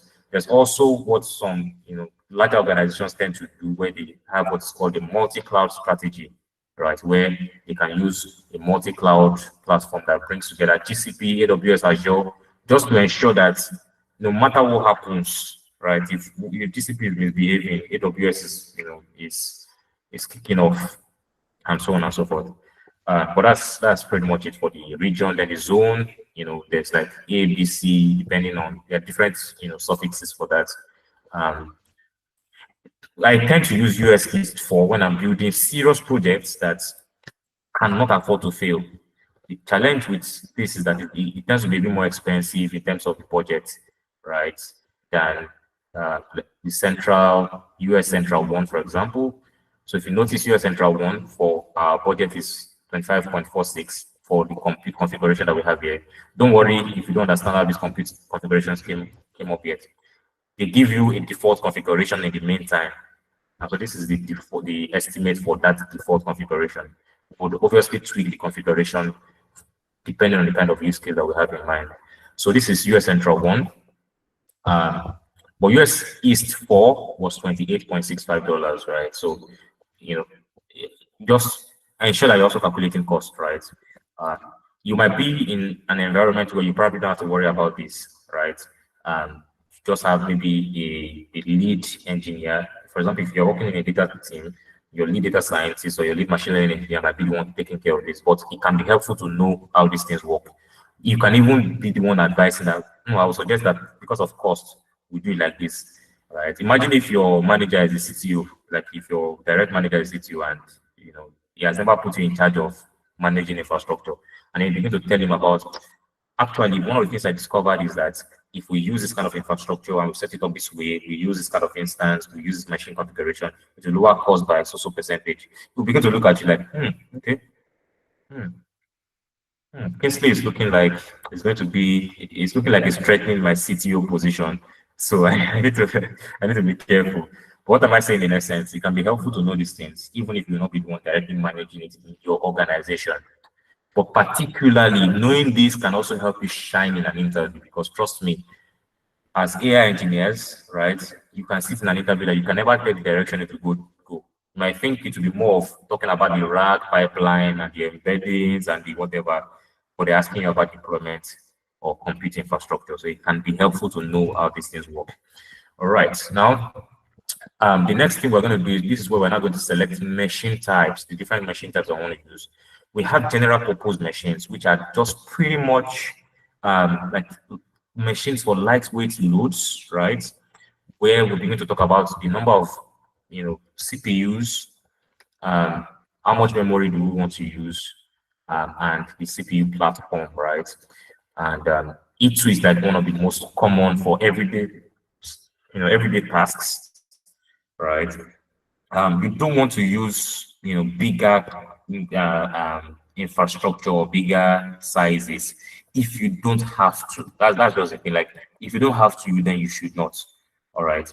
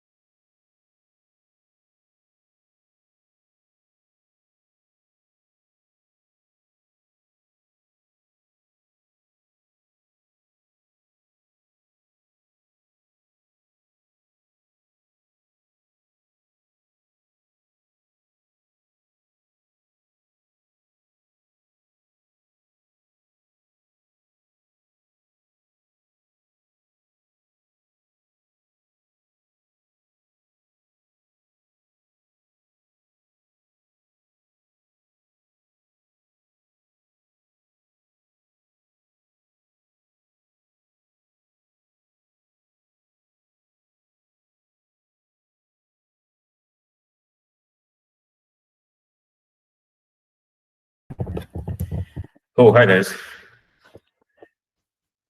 Apologies for that break. So as I was saying, right, when you have this kind of configuration, two vCPUs, you're just talking about how many processors that you have on, how many CPUs you have on your processor. So you have one core, but you have like two workers pretty much, right? So you can probably do multi-threading here where you can run 2 threads on this one core. So your core is like your machine. This is your machine. You have one machine, but you have um, two workers in that machine. That's pretty much it, right? You have 2 processors in that machine. Then it gives you 8 gigs of RAM. So the memory here is just the RAM. All right. Obviously, 8 gigs of RAM is pretty much okay for a wide range of everyday applications, right? However, if you're dealing with systems that even for a rack system, suppose that you are going to be running pipelines where data stream is going to be you are going to be having a data stream that a single stream can exceed 8 gigabytes of memory, right? It would it would it would it would impact on the performance your of your machine because your machine would just suddenly slow down or shut down, right? You would have a queue process that is activated instantly because of memory, of loss of memory, or because the system has run out of memory. The server has run out of memory. So ensure that you kind of calculate how much, memory you're going to be using for your application, or at least have a sense of what you're going to be needing, right? If you're running inference for, if you're running training for, a, um, let's say a 7 billion parameter model, right? An 8 gig RAM, what do we call it, would not be enough. 8 gig is obviously more, like 8 gig is obviously, what do you call it? Like 8 gig is like 8 billion bytes, right? So you would expect that 7 billion parameter model should be covered with 8 gigs. However, you need to have some bandwidth, right? So a 16 gigabyte memory capacity will probably be better. For large language models, right, you also need to ensure that you are really calculating the memory requirements because this is also something that you can calculate, right?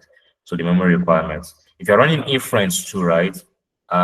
Inference will not take as much resources as training for large language models, but you still want to ensure that um, your server doesn't start misbehaving when your model is trying to do inference. So that's very key. Of course, for large language models, when you want to do distributed inference or even distributed trainings, you want to understand, or you want to be able to think about how you want to distribute this workload, right? Obviously, you're using a GPU infrastructure, so we are looking at non-GPU infrastructures for now. But if you're using GPU infrastructure, your GPU gives you parallelism benefits. It also gives you additional memory in addition to even the actual what do you call it? In addition to the actual CPU memory, right? All right. Of course, advanced configurations, you can configure other things like the vCPU to core ratio. You can say, okay, I want to have 4 vCPUs on 2 cores, right, for this particular instance. Or you could just select a better instance or a higher instance. You could do high memory or high CPU. High CPU will give you more CPUs per memory. High memory will give you more memory per CPU. That's one thing to take note of. I think Google Cloud added this additional instance category, shared core, right? And I believe it's within the last maybe 1 year that it was added, or maybe in the last 2 years, where for even lighter weight tasks, you can have medium and micro and small, and you can even divide, like you can have 0.5 virtual CPUs, right? You can have 0.25, all right? So which is best? There's no hard and fast rule for which is the best. Your application will determine. So that's why um, when you are setting up your infrastructure, you want to be able to understand what am I building, and then based on what you are building, you don't want to think about the memory requirements and the compute or the processor requirements, right? In terms of processor requirements, you also have to ask, do I need a GPU or am I okay with a CPU? Right? Because if we're talking about large language models, then you are wasting your time on a CPU instance. Even if you like, come to compute optimize there, which gives you a lot of processor, or processing capability. Like you literally have this H3, which is for high performance. So you might think of it that, okay, we're talking about high performance AI engineering. So why not let's use a high performance compute instance, right? And guess what? It gives you up to 352 gigs of memory and 88 virtual CPUs. All right. But this is not what we need for training models. Okay. So maybe we can find a way to optimize, maybe we can have our own custom kernels, right? That will find a way to leverage on, maybe CUDA or whatever, um, and we write our kernels to be able to still run it on this H3 instance. Maybe you can do that, but what's the fun in that? Right? You're still going to spend, a very high budget for this. So why are you doing that? It doesn't really make sense. So the point I'm just making is that whether you are using a compute optimized, whether you're using a low cost, whether you're using a medium, small, high memory, high CPU, it depends on your application, right? For applications that require a lot of calculations and computations, right? You want to use a VM instance that is optimized for intensive processing. If you want to use or build an application that has a lot of data transfer, right? Like we're doing a lot of we're reading documents, we're extracting data, we're scraping content, right? We are doing yielding and awaiting of data outputs or data inputs and data outputs, right? And we are doing a lot of async processes or a lot of IO bound tasks, right? These kind of tasks, it's ideal you use instances that are optimized for memory. All right. So high memory can be better suited for those kind of tasks. But the ones that are like CPU intensive are those that are doing a lot of computation. So they are CPU bound tasks. We're calculating something, we are doing a particular processing, right? Obviously, machine learning tasks are, are CPU intensive tasks, or should I say, are compute intensive tasks, rather than, I mean, it's not every time that there will be memory intensive tasks, but I think it's a balance of both. It's like best of both worlds. They are both compute intensive and as well as memory intensive, depending on the kind of data that you are feeding into the machine learning system. Sometimes a machine learning system is doing a lot of processing and at the same time generating a lot of data. So you see that in this case now you have both high memory and high CPU, so you have to optimize for both.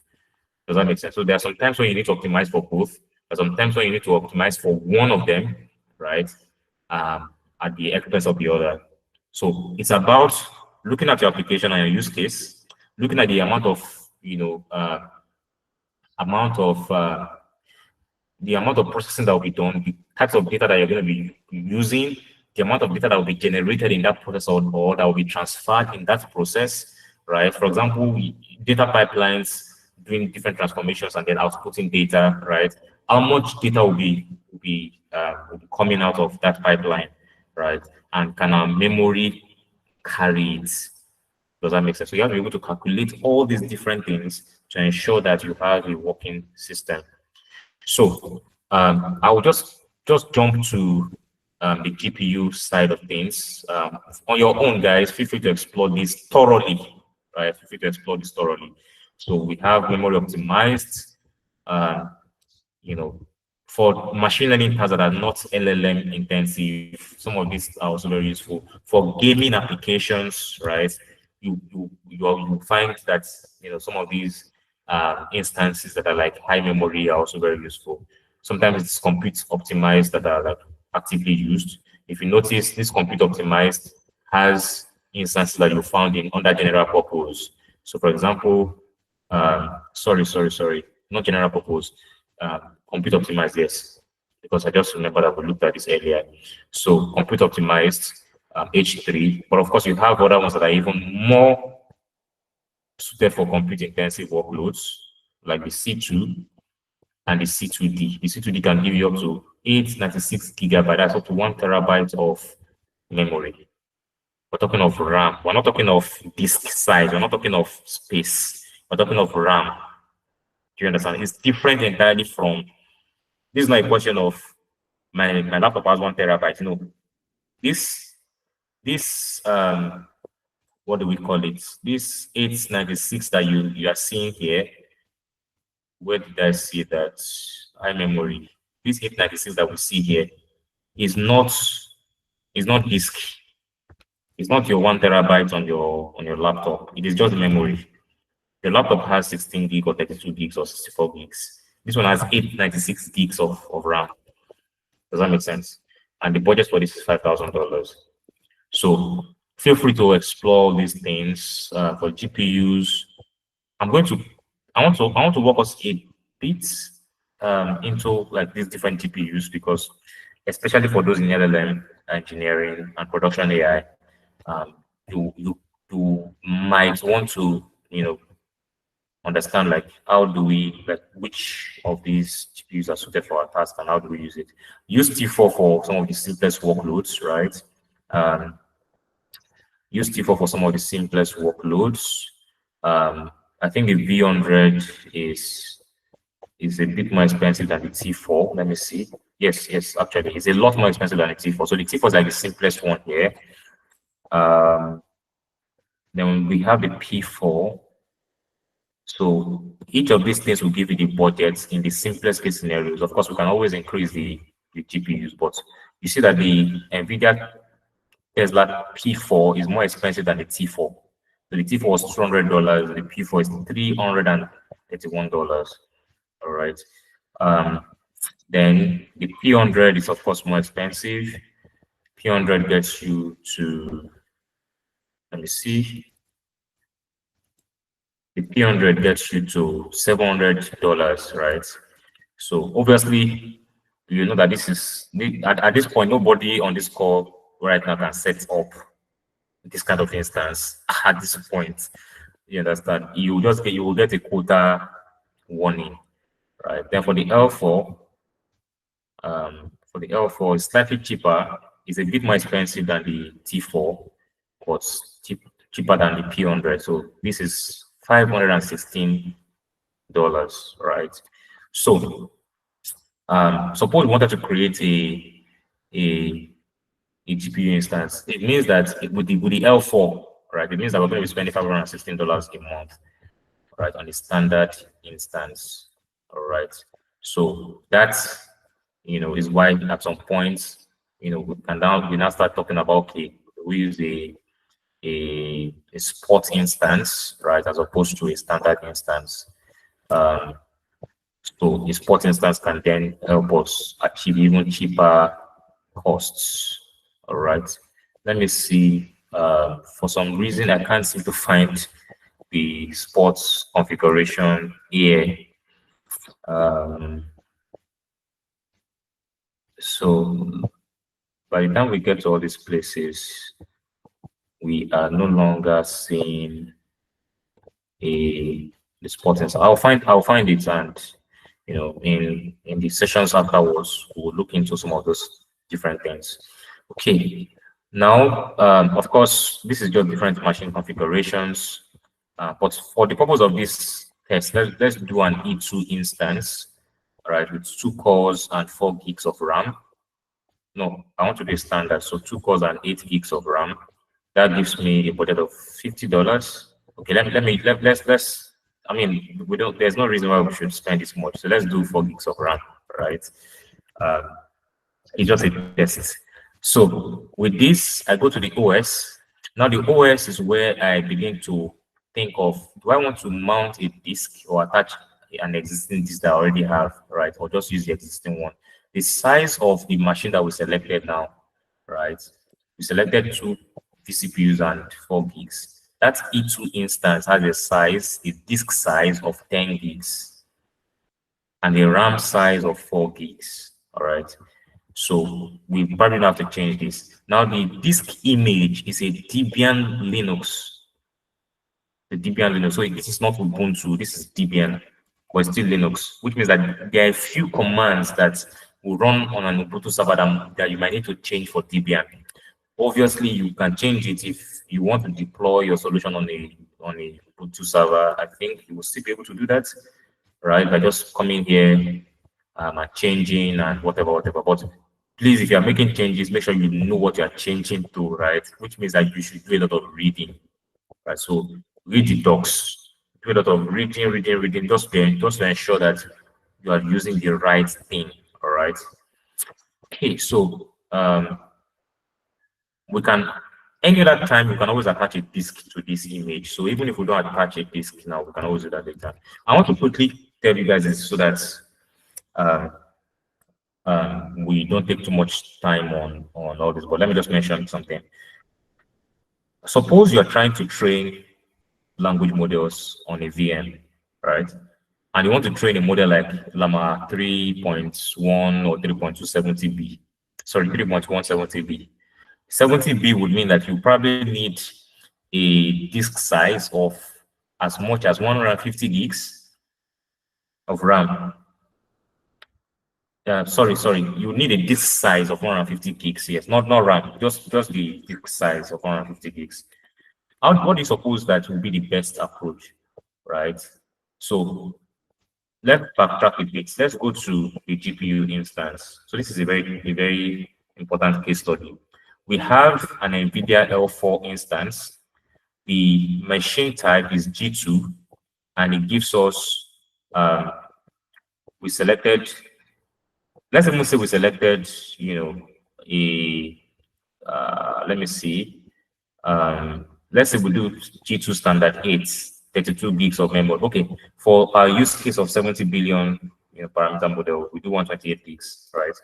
So yes, because we want to ensure that the RAM can, as much as possible, have capture the 70 billion parameter model and still have some additional bandwidth. So this gives us 32 cores and 128 gigs at a monthly estimate of $1,267, right? Now, I come to the OS for this. Now, obviously, they're advising me to switch image because I'm using the NVIDIA stack. So there's a special image for NVIDIA, right? It's called Deep Learning on Linux. It's still an Ubuntu server, but it's optimized for the NVIDIA stack, all right?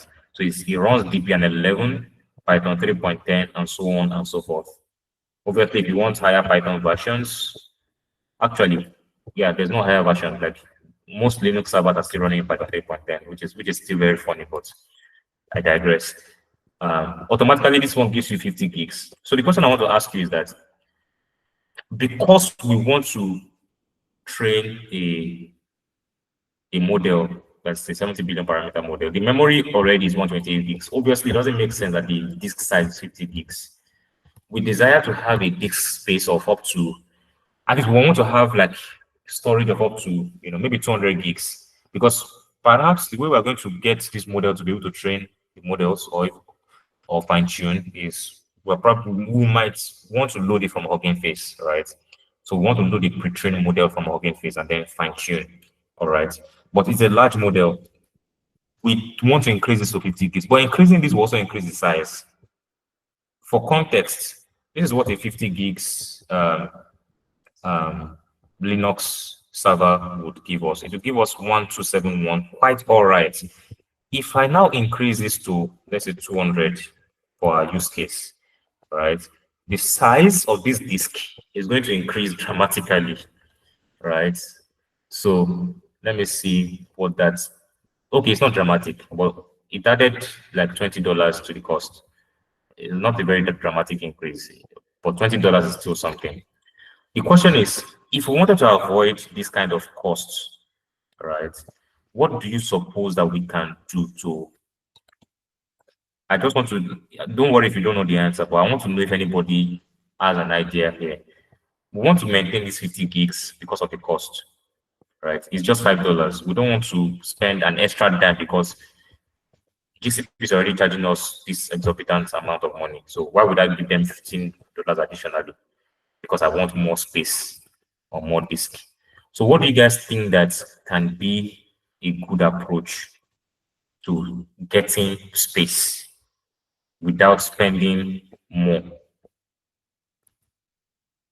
Without adding $15 extra cost to get us to 200 gigs? Does anybody have an idea? I'll be interested to know if anybody has an idea. Okay, David says batch processing / chunking. Remember, we're trying to train a large language model. So the use case here is training. All right. And we're trying to train a 70 billion parameter model. So are we going to batch the training? And even if we batch the training, how efficient can that be? All right. How efficient can that be in terms of space? And especially if you're loading a 70 billion parameter model from Hugging Face, that model has to be stored, like it has to come into your disk. It has to come into your VM. All right. And you have to be able to access it from your VM, at least in the default way. You be accessing that model on your VM. So before you even talk of processing alone, right? Before you even talk of running the training alone, just bringing the model from Hugging Face into your VM alone, your VM will just like the process of loading that model will just stop because it will exceed 50 gigs and you don't have more space. You have not introduced the GPU here to be. Remember, it's a GPU that has RAM. I think 128 gigs of RAM, which would obviously cover for that model, right? In this case, you don't even have space to even load the model in the first place. So what is the approach that you're going to use here? Okay, now here that's getting interesting. So Kingsley says you store in artifact registry. Okay. You store in artifact registry. Like to be honest, I've never thought of storing the language model in artifact registry. Like is simple machine learning models that we just put in artifact registry. I've never done this before. But that's a good thought. That's a good one. Take assist quantization. Remember, before you quantize the model, right? Okay, yes. I was about to say before you quantize the model, you would have loaded it, but you can actually load the model in a GGUF or in a quantized form. But now you want to fine-tune the model, right? So you are not trying to run inference with a quantized version of the model. You want the raw model because you want to actually fine-tune it. Maybe you're going to now fine-tune it with LoRa or QLoRa. That is, you're going to quantize fine-tune it, maybe. But before you even talk of fine-tuning at all, you want to first of all bring it into your virtual machine. Okay, Shala says 100 gigs minimum we need for storing before loading in RAM. Exactly. You need at least 100 gigs for even storing before we even start loading it. The GPU gives us enough RAM to load it into the RAM, but it needs to come into the disk first. So we need space in the disk. But your CPU has told you that the day you increase your disk size beyond 50 gigs, type your resignation letter because you're out of here. Your CPU has given you the budget that it must not exceed this budget. So what are you going to do? Kingsley is laughing because Kingsley was on my former team. He knows how I used to he knows how I used to be very strict with constraints. Right? If we're working on a budget, you cannot exceed it. If we have like limitations around, especially business imposed limitations, right? Then you have to follow it strictly. So you have to start re-strategizing on how you are going to develop your infrastructure or configure your infrastructure. Any other thoughts before I actually break the shell? Any other thoughts? But interesting thoughts so far.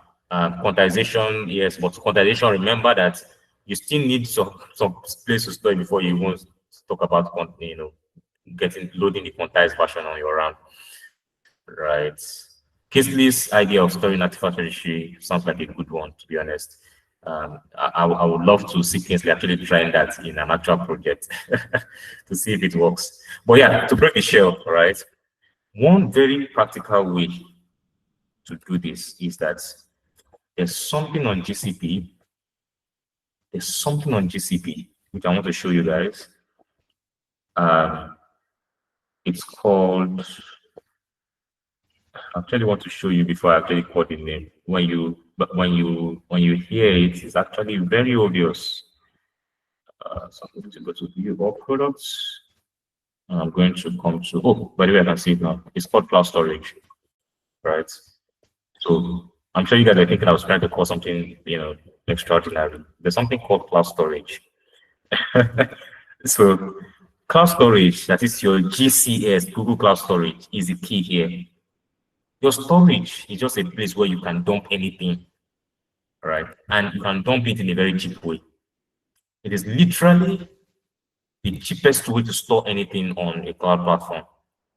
as opposed to storing something in your disk, because your disk will charge you according to the pricing of the compute engine. But the storage is a separate service. The storage service is a separate service, right? Whether you're on GCS or you're on, if it's on AWS, your S3 bucket, the separate service, right? So the question is, can I store that data into my storage bucket and then find a way to connect that model in the storage to my VM so that I can now simply load the model from the VM into RAM? That is simply the key, right? And you can do this for probably 0 point something dollars per month. All right. You will not spend $20. You just spend your 0 point something dollars. Your CTO will be very happy with you. Right. So there will be no time to go into specifics of that. We'll actually do specifics of this in future topics, like in the next coming topics. We'll actually do this. Like, this is something that you guys are going to practicalize, especially those in LLM and production AI, right? But I will give bonus to the other two tracks so that you just see how it works. So on a high level, what do we do here? We, instead of attaching a disk, we SSH into our VM. We'll set up the VM without attaching any disk. We'll use our 50 gigs quite all right. Okay. Then we are going to SSH into our VM. In that VM, we are now going to roll up our sleeves because we are going to write a lot of bash commands. All right. What we're going to do is that we're going to create a storage bucket, right? In that storage bucket, we'll create a dedicated space for the models I want to load. So our models are going to sit on that storage bucket. Now, when we come into our VM and we're working in our VM, we then write commands to mount that storage bucket in the VM as a disk. Right? It's not a technical disk in the sense of compute engine type of disks, like, you know, your image, like these images, the disk for these images, right? But we mount it, you know, in a neat way so that it will sit within our virtual machine. There's one caveat with that, right? Practically speaking, if you shut down your VM, right, the storage, the mounted storage is gone, gone. All right. The files you have stored into that storage are safe because the files are in these storage buckets, right? So if you can create a bucket here, we call it you know, models or whatever it is you want to call it. All right. I don't have permissions for this, but that's my problem. So any file from your VM that you put into that storage bucket while it is mounted on your VM would always be accessible from the storage bucket. However, if your VM shuts down, that mounted storage is gone. But there's a way we can actually configure auto mounting so that even if your VM shuts down and you restart, that storage bucket is automatically mounted every time your VM restarts. That's another strategy entirely. All right. So, but that's like a very interesting thing now, and I wanted to point this out so that we remember this. So the truth is that you don't have to have a very large disk size. Only use the disk size that is necessary, but augment it with a mounted storage, because creating a storage bucket is far cheaper. Creating and running a storage bucket is far cheaper than running a disk, a compute disk.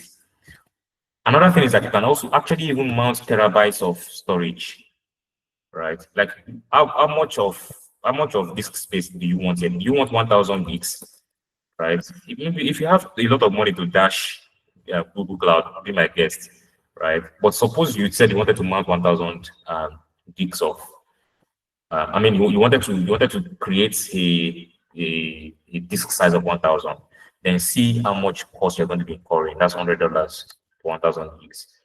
So you see that this is not something that makes sense when you can have a good alternative. So that's something very important I wanted to point out. I would take this back to 50, which I think is a minimum for this disk size.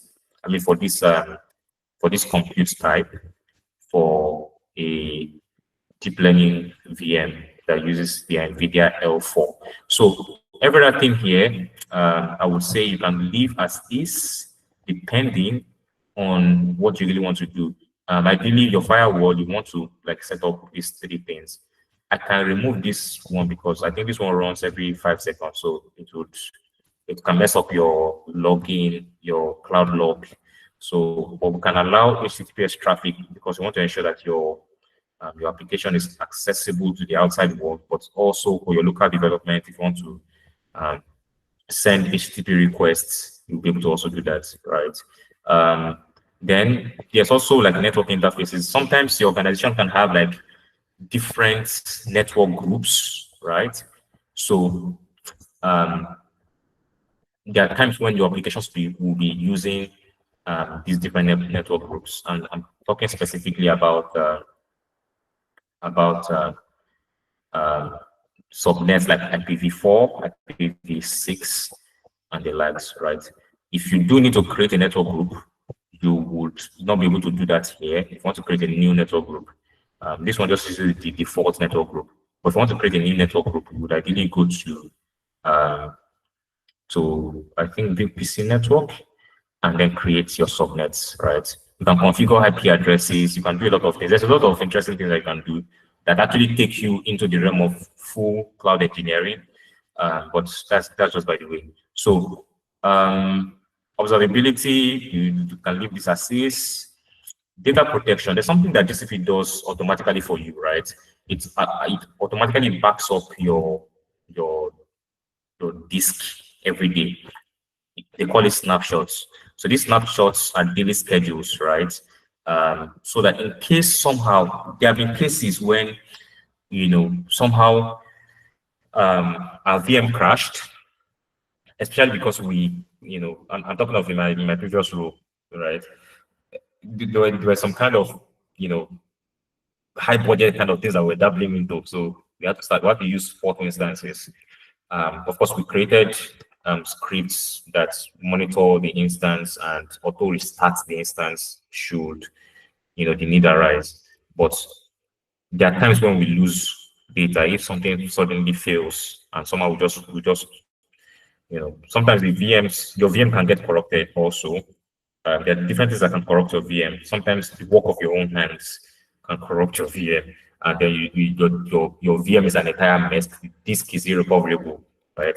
Everything I'm explaining to you are things that some of you will probably know as an experience you already have from even working with your physical machine, your physical laptops or computers.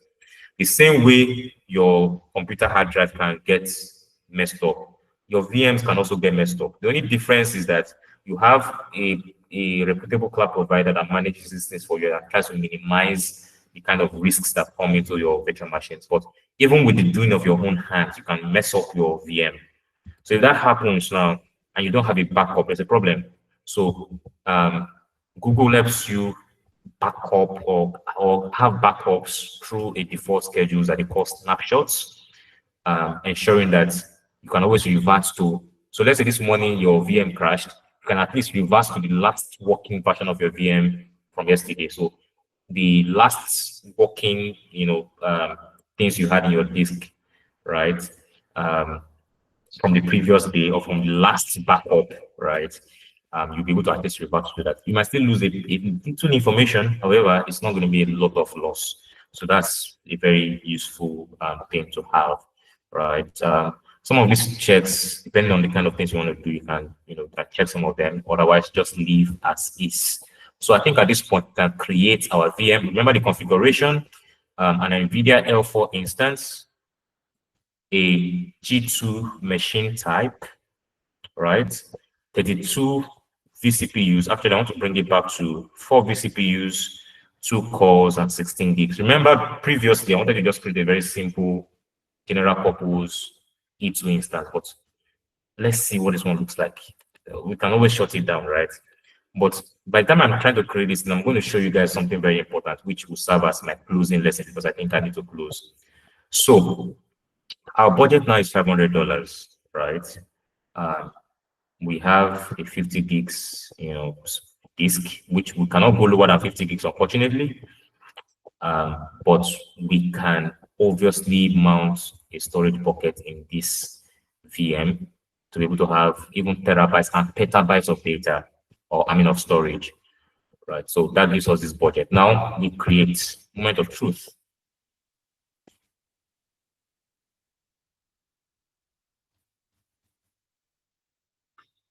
I'm going to delete. Okay, this one was not created. So the question is, would it create or would it be like this? I ran a test instance like before I started the session, and this one failed. And I'll give you guys the reason why it failed, but I don't want to get there yet. So let's see this one. Let's look at this one first and see. So within the next maybe 1 minute, we would know. But the machine is being created. So pretty much we have set up our configuration. Now Google Cloud has to set up the actual machine for us.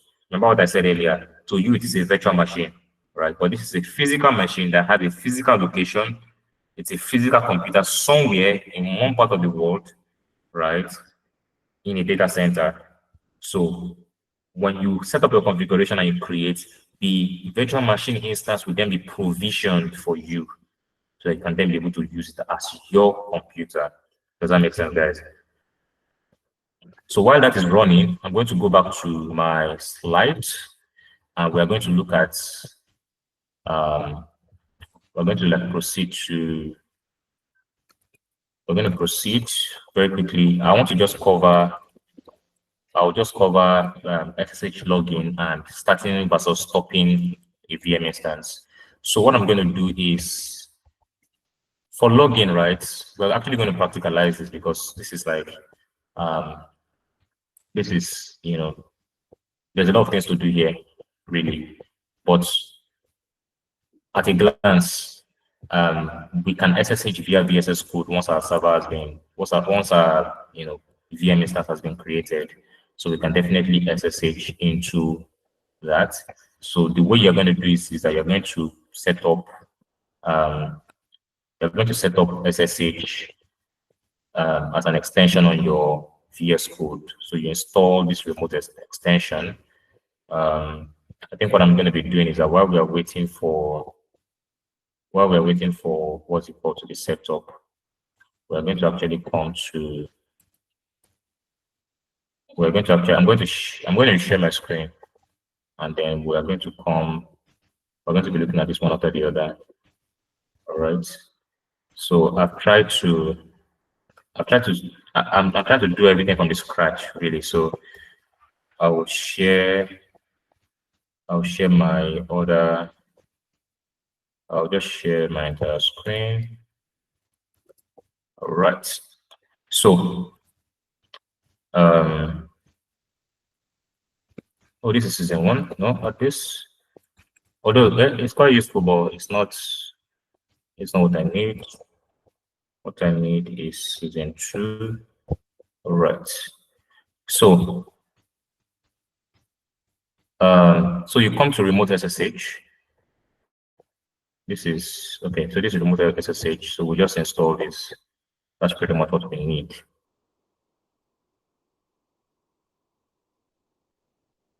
So once that is installed, then the next thing you want to do is to generate SSH key pair on your machine. How do you do that? So by the way, I'll put all this up as a readme so that you guys can actually follow it one after the other. So the next thing we are going to do is that we are going to actually generate an SSH key pair. So you run a bash command that does SSH key gen, blah, blah, blah, blah, blah. You put your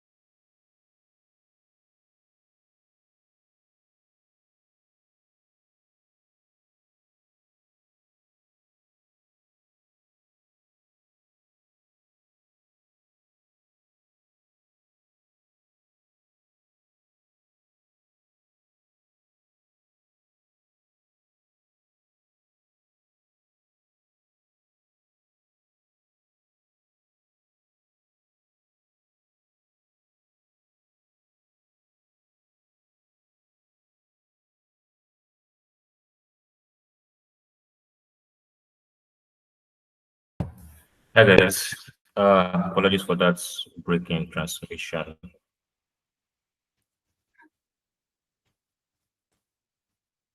So 1 second, let me share my screen. Okay. I hope you guys can still hear me.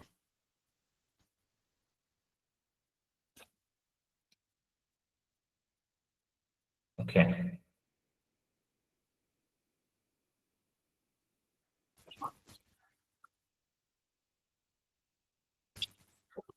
So did I stop? So we're looking at we're looking at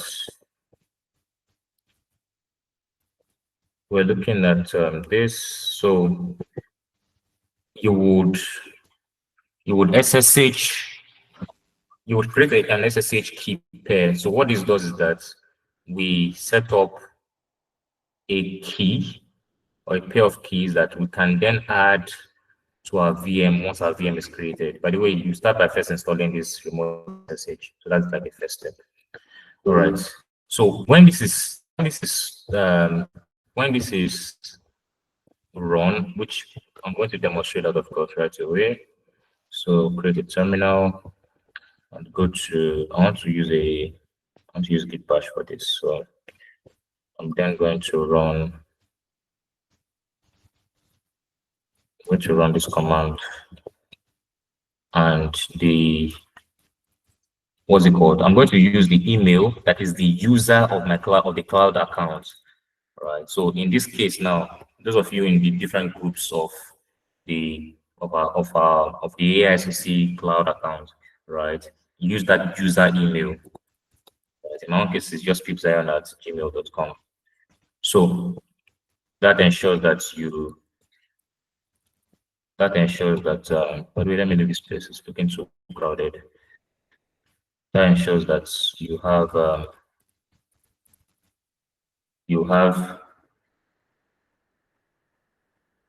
something that can actually work on the VM. So we run this. Now this is going to store it's going to store two keys. There's a public key and there's a private key. So it's a pair. The private key, keep it very private. That's why it's a private key. All right. It's a public key that we're now going to take and add it to, what do we call it? Add it to the VM. So you have to take note of the location where to save this key, right? So it's asking me, of course, where should we do this? And I'm just going to type what am I typing here? Do I just type a yes, or actually I will type I would actually type the file name, because I'm supposed to have, okay, I would have two ID RSAs. One is a public and one is a private. Let me see if Y would work here.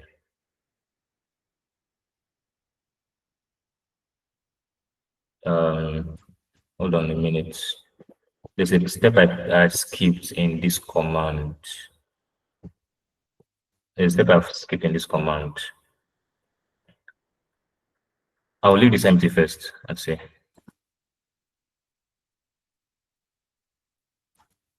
Okay. Okay. So so I typed Y for yes. So you're going to save it in this file. Remember, there are two keys. There's a .pub, which is a public key, and then there's another file. So you are then going to look at that location and pick out that public key. Copy the content of that public key. That's what we're going to bring into our VM. Does that make sense? So again, to take it step by step, I run this command. SSH key gen this, right? Put my email, it's my cloud email, the email that has access to the cloud account, right? And then it asks me for file to save the key. Because I am not I'm trying to use the default file, so I just leave it And actually, I think what I should have just done here is not a why really. It's just to leave it empty and just press enter, right?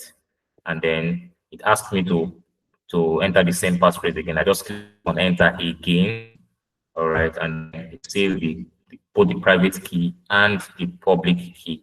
The why I added here was a mistake again. Let me just reiterate that it was a mistake. I should have just pressed enter. Now the reason it's a mistake is because what has happened eventually now is that it has saved the public key in a file called y.pub. Not like that matters. It doesn't really matter much, to be honest. Right. The only thing is that um, it just means that we're not going to find it in this idrsa.pub. All right.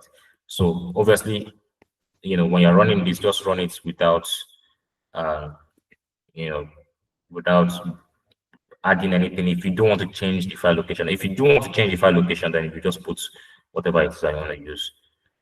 All right. So leave empty and empty, and then boom, create it. So what you're going to now do is that you're going to take that. Oops, sorry. So you're going to take that key wherever the location is that you have it. Sorry, let me share my screen. You're going to take that key, and then we're now going to add it or bring it to our VM. All right. So we're going to bring it to our VM.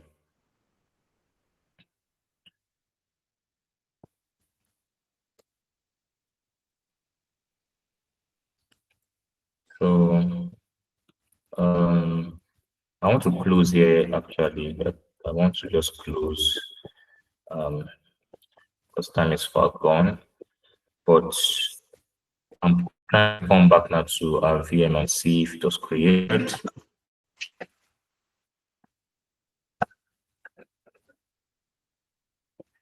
So actually, let's go back to the cloud platform. Let's go to the cloud platform.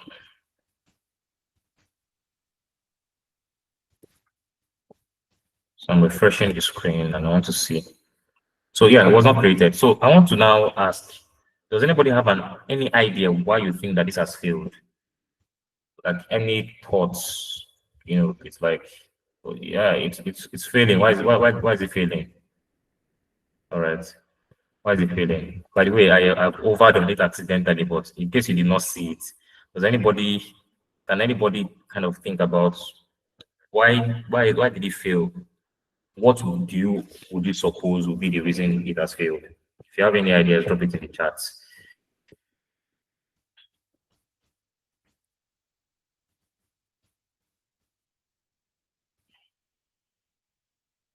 Does anyone want to try? Otherwise, let me just breeze by it. What do you think can be a reason why it has failed? What do you think can be a reason why it has failed? Because this, what's it called? I don't want to hover around it, because as I hover on it, it shows, it gives you, it gives you a kind of expo. Okay, nobody's saying anything. So now let's look at it. It says the GPUs all regions per project quota maximum has been exceeded. All right. Current limit is 0. So the point is that right now, it's not even the price quota that we have exceeded. What we have exceeded is that we have not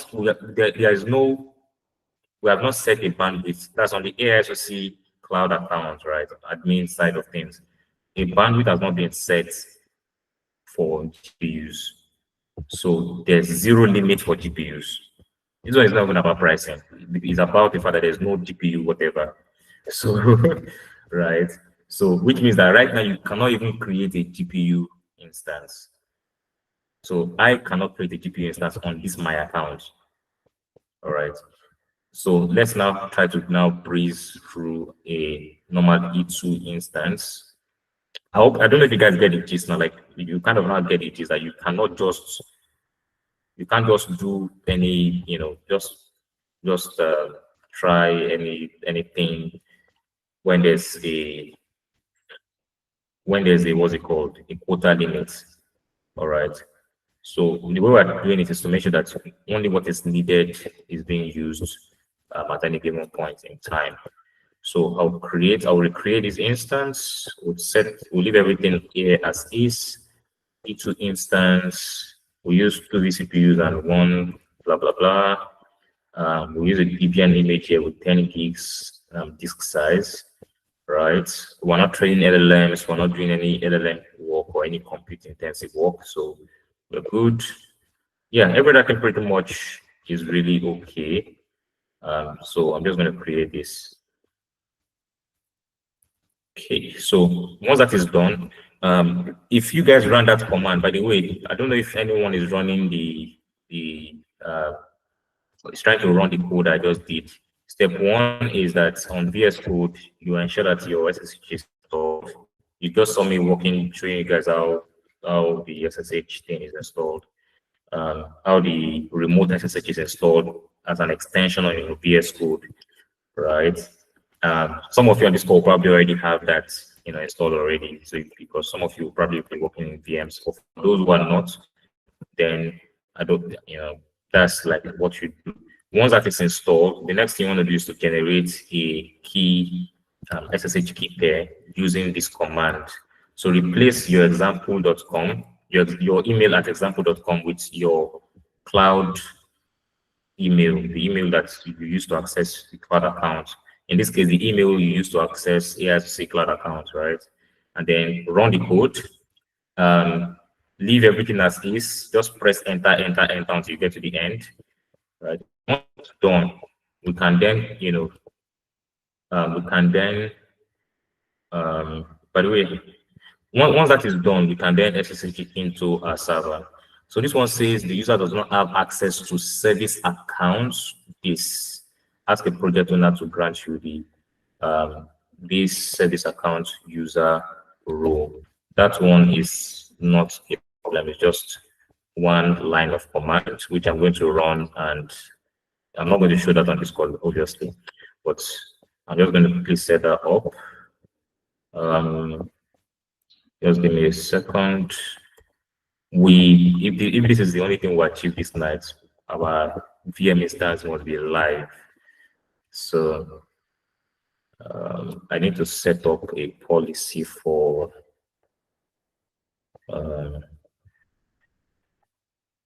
I need to set up a policy for, what do we call it?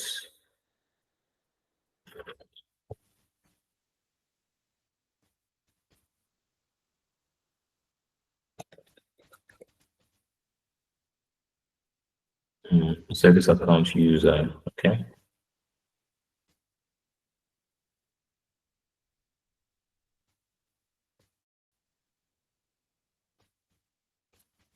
On the account, so this one needs to be run.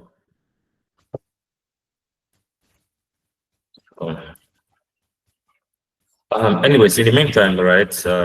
If there's anyone running this code, I want to know your progress. That's running the SSH command that I dropped.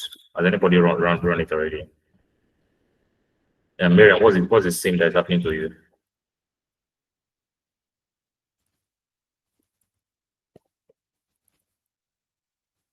Like when you say same as yours, there are so many things happening to me right now. My VM instance has not started, which I know the reason why. There's no service account permission. The SSH matter on the terminal too was like, the first instance was, I needed to type something or just leave it as is. So is that what you're talking about?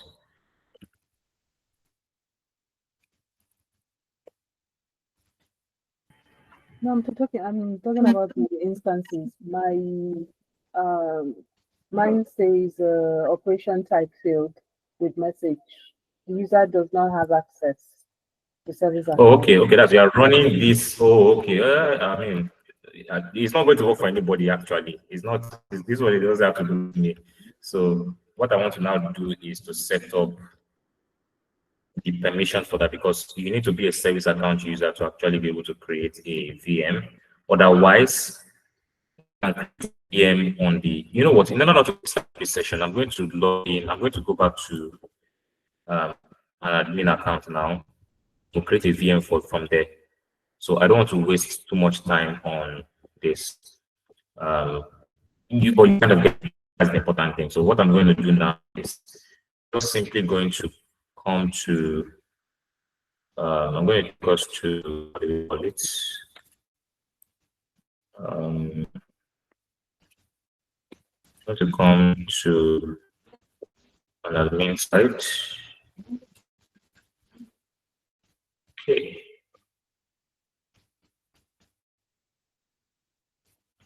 So I'll just now reshare my that screen. All right. Complete it there. But the probably error we're having now, nobody's fault. Like nobody's code that fault or yes, something wrong. So the error you're having is just the permission thing. So to resolve it, obviously, we just need to provide the access level for service account. So that's kind of the idea. Right. So 1 second, I want to just finalize the session. So instead of debugging right now, because time is fast spent, let's instead finalize the session. So I'm logged into a particular group. Although if you got this message, it means it's fine. And you should be able to go to the location of that of your file, which I believe is to be that I don't know where your file location, where that file location will be now, since you have specified a name and it's not a full path, so you have to go to the root to find it. Okay, so let's quickly do that here. Create instance, and then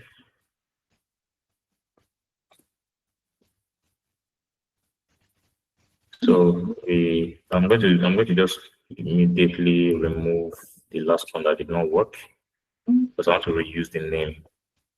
So I'm going to call this. Oh, sorry.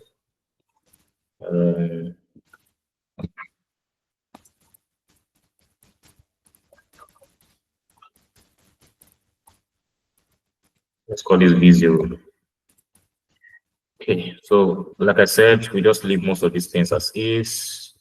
Like everything is really on a default standpoint, we should be good. So if everything works fine, within a minute, we should have the machine provisioned, and we should be able to just SSH into it. I want to end with SSH into the VM. There are two ways you can SSH into your VM. We can do it right on the cloud console here, right? But I mean, what's the fun in that? So you have to go to the console, and then you have to SSH into, and then you start. There's no fun in that. So the real fun is being able to bring it into your local environment, like a VS Code, and remotely connect to the server. That's what the real fun is. So you can see now that I'm in an admin account. I have the right access levels, and tier 4, the instance has been created. So what happened earlier is no fault of ours in terms of we that are trying to now create the instance now. It was just access level. So you have had, remember I said earlier, that what are the accesses that you have? You have a lot of access already, but I think in setting up that one, we omitted the service account user. So we can create a VM, and if you are in that group, everybody in group 4 now will be able to VM, right? It's just that right now you cannot create a VM. You can view a VM, but you cannot create a VM with your current access level. So we are going to update the access level so that you can become a service account user, and by virtue of that, you will then be able to create your VM. So everybody in group 4, can you confirm if you are now seeing this VM on your end? Can you confirm that?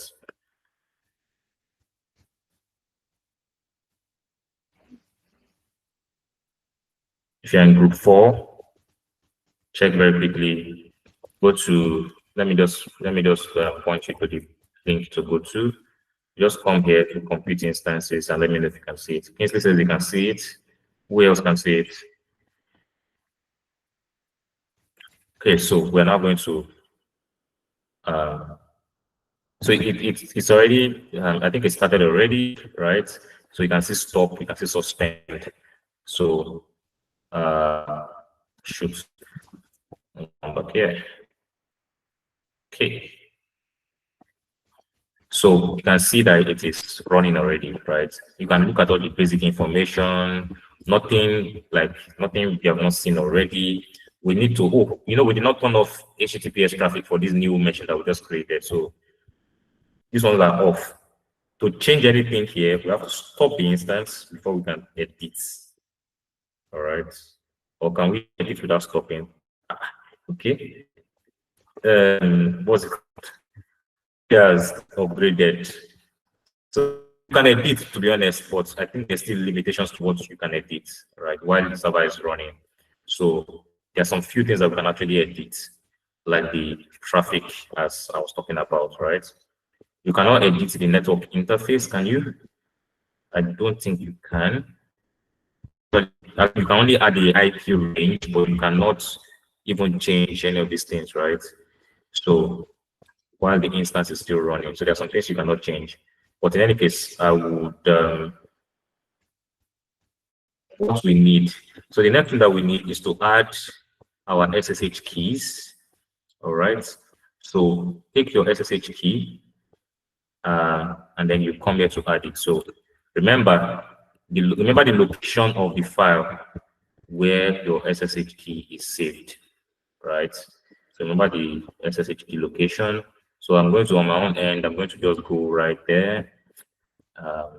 By the way, I wanted to show you guys actually accessing the server right here without without bringing it to your VS Code. So because you have OS login permission, so you can actually do OS login. However, you cannot SSH from a local environment without connecting your SSH key on that server.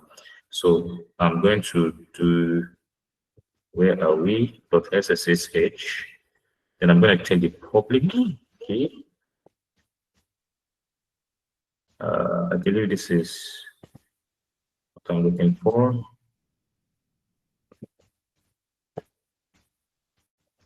By the way, what's the file extension for this?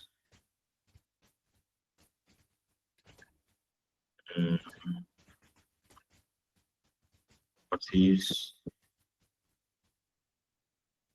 location?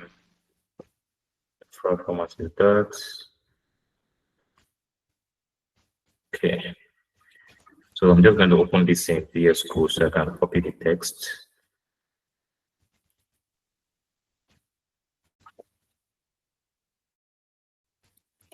So I'm just going to take it down. I'm not using private keys of me to paste it here in front of everybody, right? Why? Because you guys will still be able to even access this VM. So everybody on this group can access the VM. The only thing is that if you have not created a VM and if you don't have a business with a VM, just don't touch it. Let's be guided. That's the only thing I would say, right? But I've added this now. So with this, let's see if we're able to SSH into our into the server remotely. All right. By the way, guys, has anybody else tried the key generation thing? And let me know if you run into any difficulties.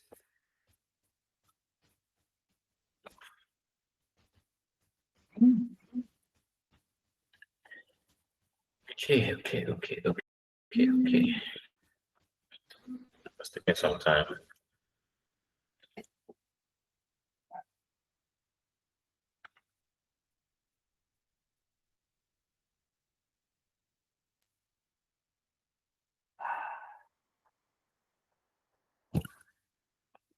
Give me 1 second, guys.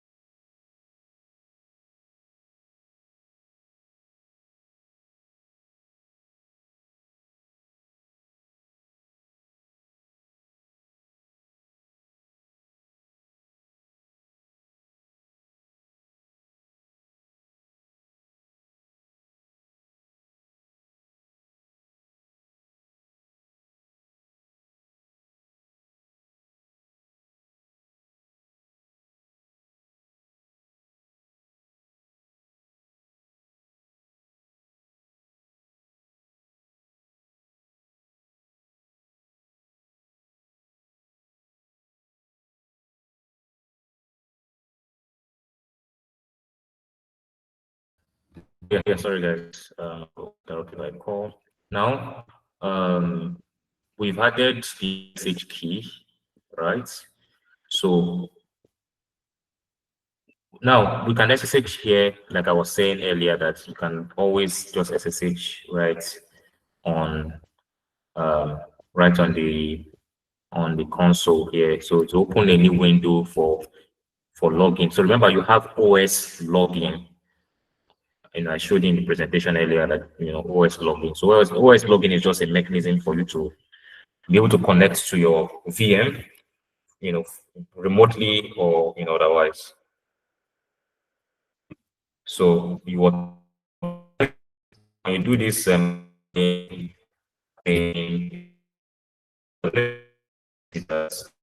new, but basically just open an authentication window. That's all. And then once it authenticates, then the next thing it does is to next thing you are then able to access is the actual, what do we call it? Is the actual VM, which let me just show you guys what it looks like.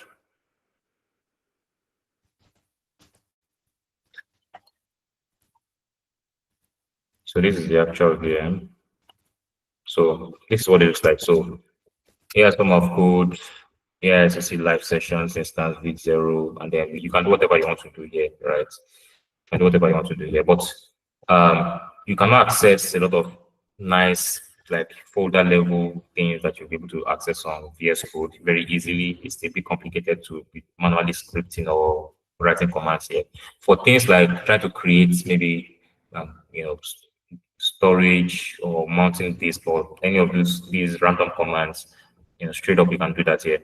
But for like accessing a repo, for example, or accessing your project code base, like how do you want to do that here? So that's where doing that on VS Code now comes in. So we are going to at this point, so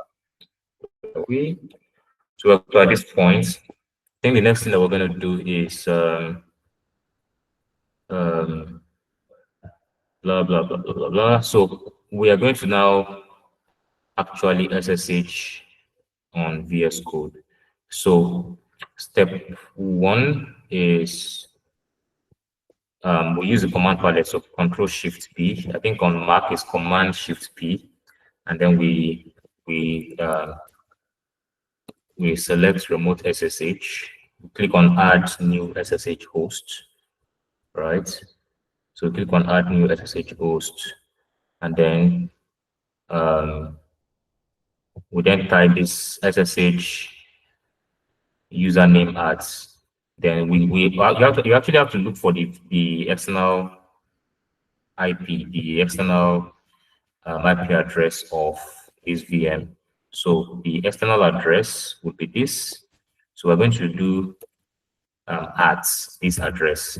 So we're typing SSH, right? Your username is going to be what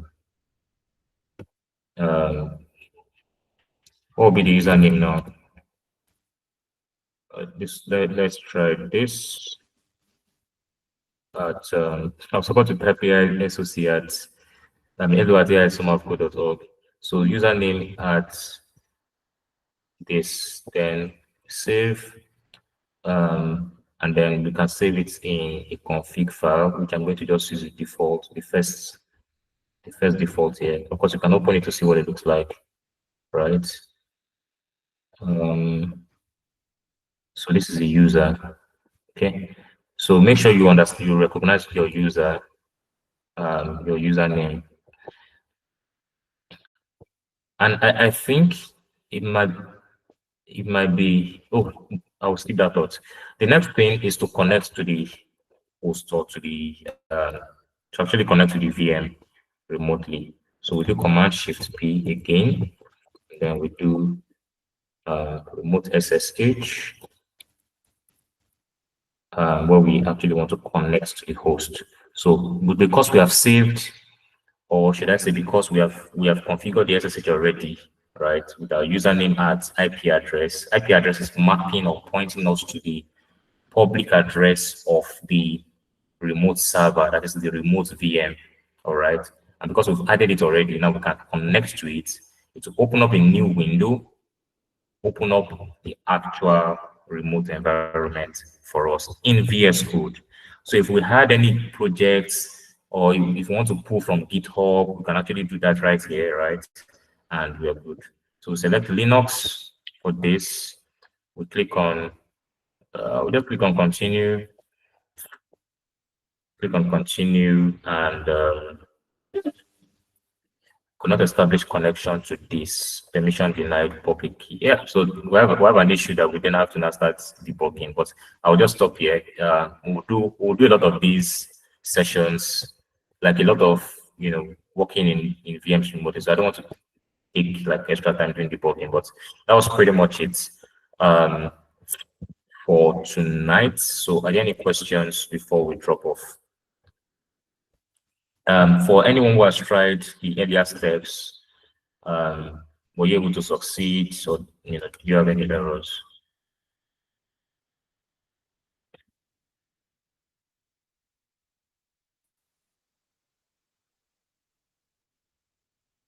Any success, or were there errors?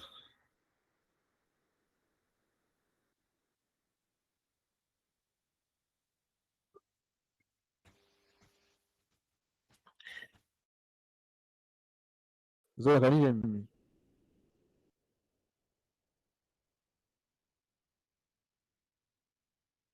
Okay, I want to ask after running that command to get the public key, where do we copy the key from? Because I've opened the file, I can't find the, or is it the key that showed on the VS Code terminal as the key fingerprint?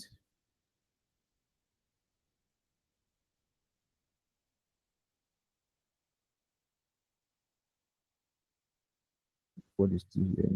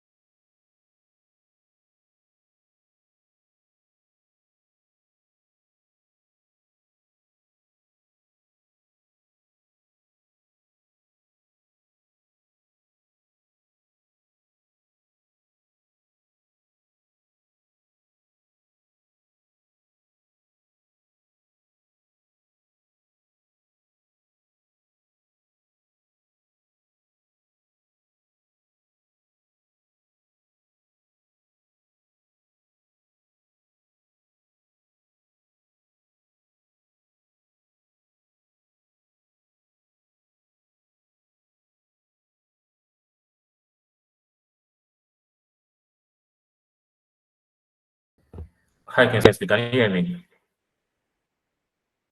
Yeah, I can hear you. So if I got you correctly, you have you saw where you save the public, that the keys, both the public and the private, right? Yeah, I run the command, so I saw the saved at a particular file directory. Okay. That's in your So remote SSH, correct? no, On, so I've like yeah, on VS Code, the first on command. VS, yes. Yeah. Yeah, On so I'm VS Code. asking where do we get the public key that will be put into the message on the cloud? So you look for where on the path that it was saved to when you ran the command, the recommended path or the one you actually dropped. You look for that in your what's it called? You look for the location in your local. Then Yeah, I've opened once the you have that location, yeah. location, you check it, of course. Then you check for the one that ends with .pub. That's the file you're interested Yeah, in, because there are two yeah, files. There's a private file, then there's the .pub, which is the one that will be public. All right. So yeah, that's the I've one you're seen that looking at. one. So open it in Notepad or in VS Code or anywhere. Open it, in a place that allows you to be able to copy it out. Then is that key you would then go to add on the VM. All right. And again, for the purpose of practice, just so that everybody can also practice this SSH thing I just told you about, let's create the VM in other groups as well, right? I want to create the VMs in other groups so that you guys can add your keys. Because so when you come to edit here, right, you can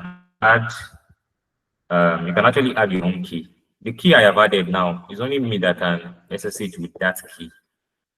So you just come here and you click on add item and add your key.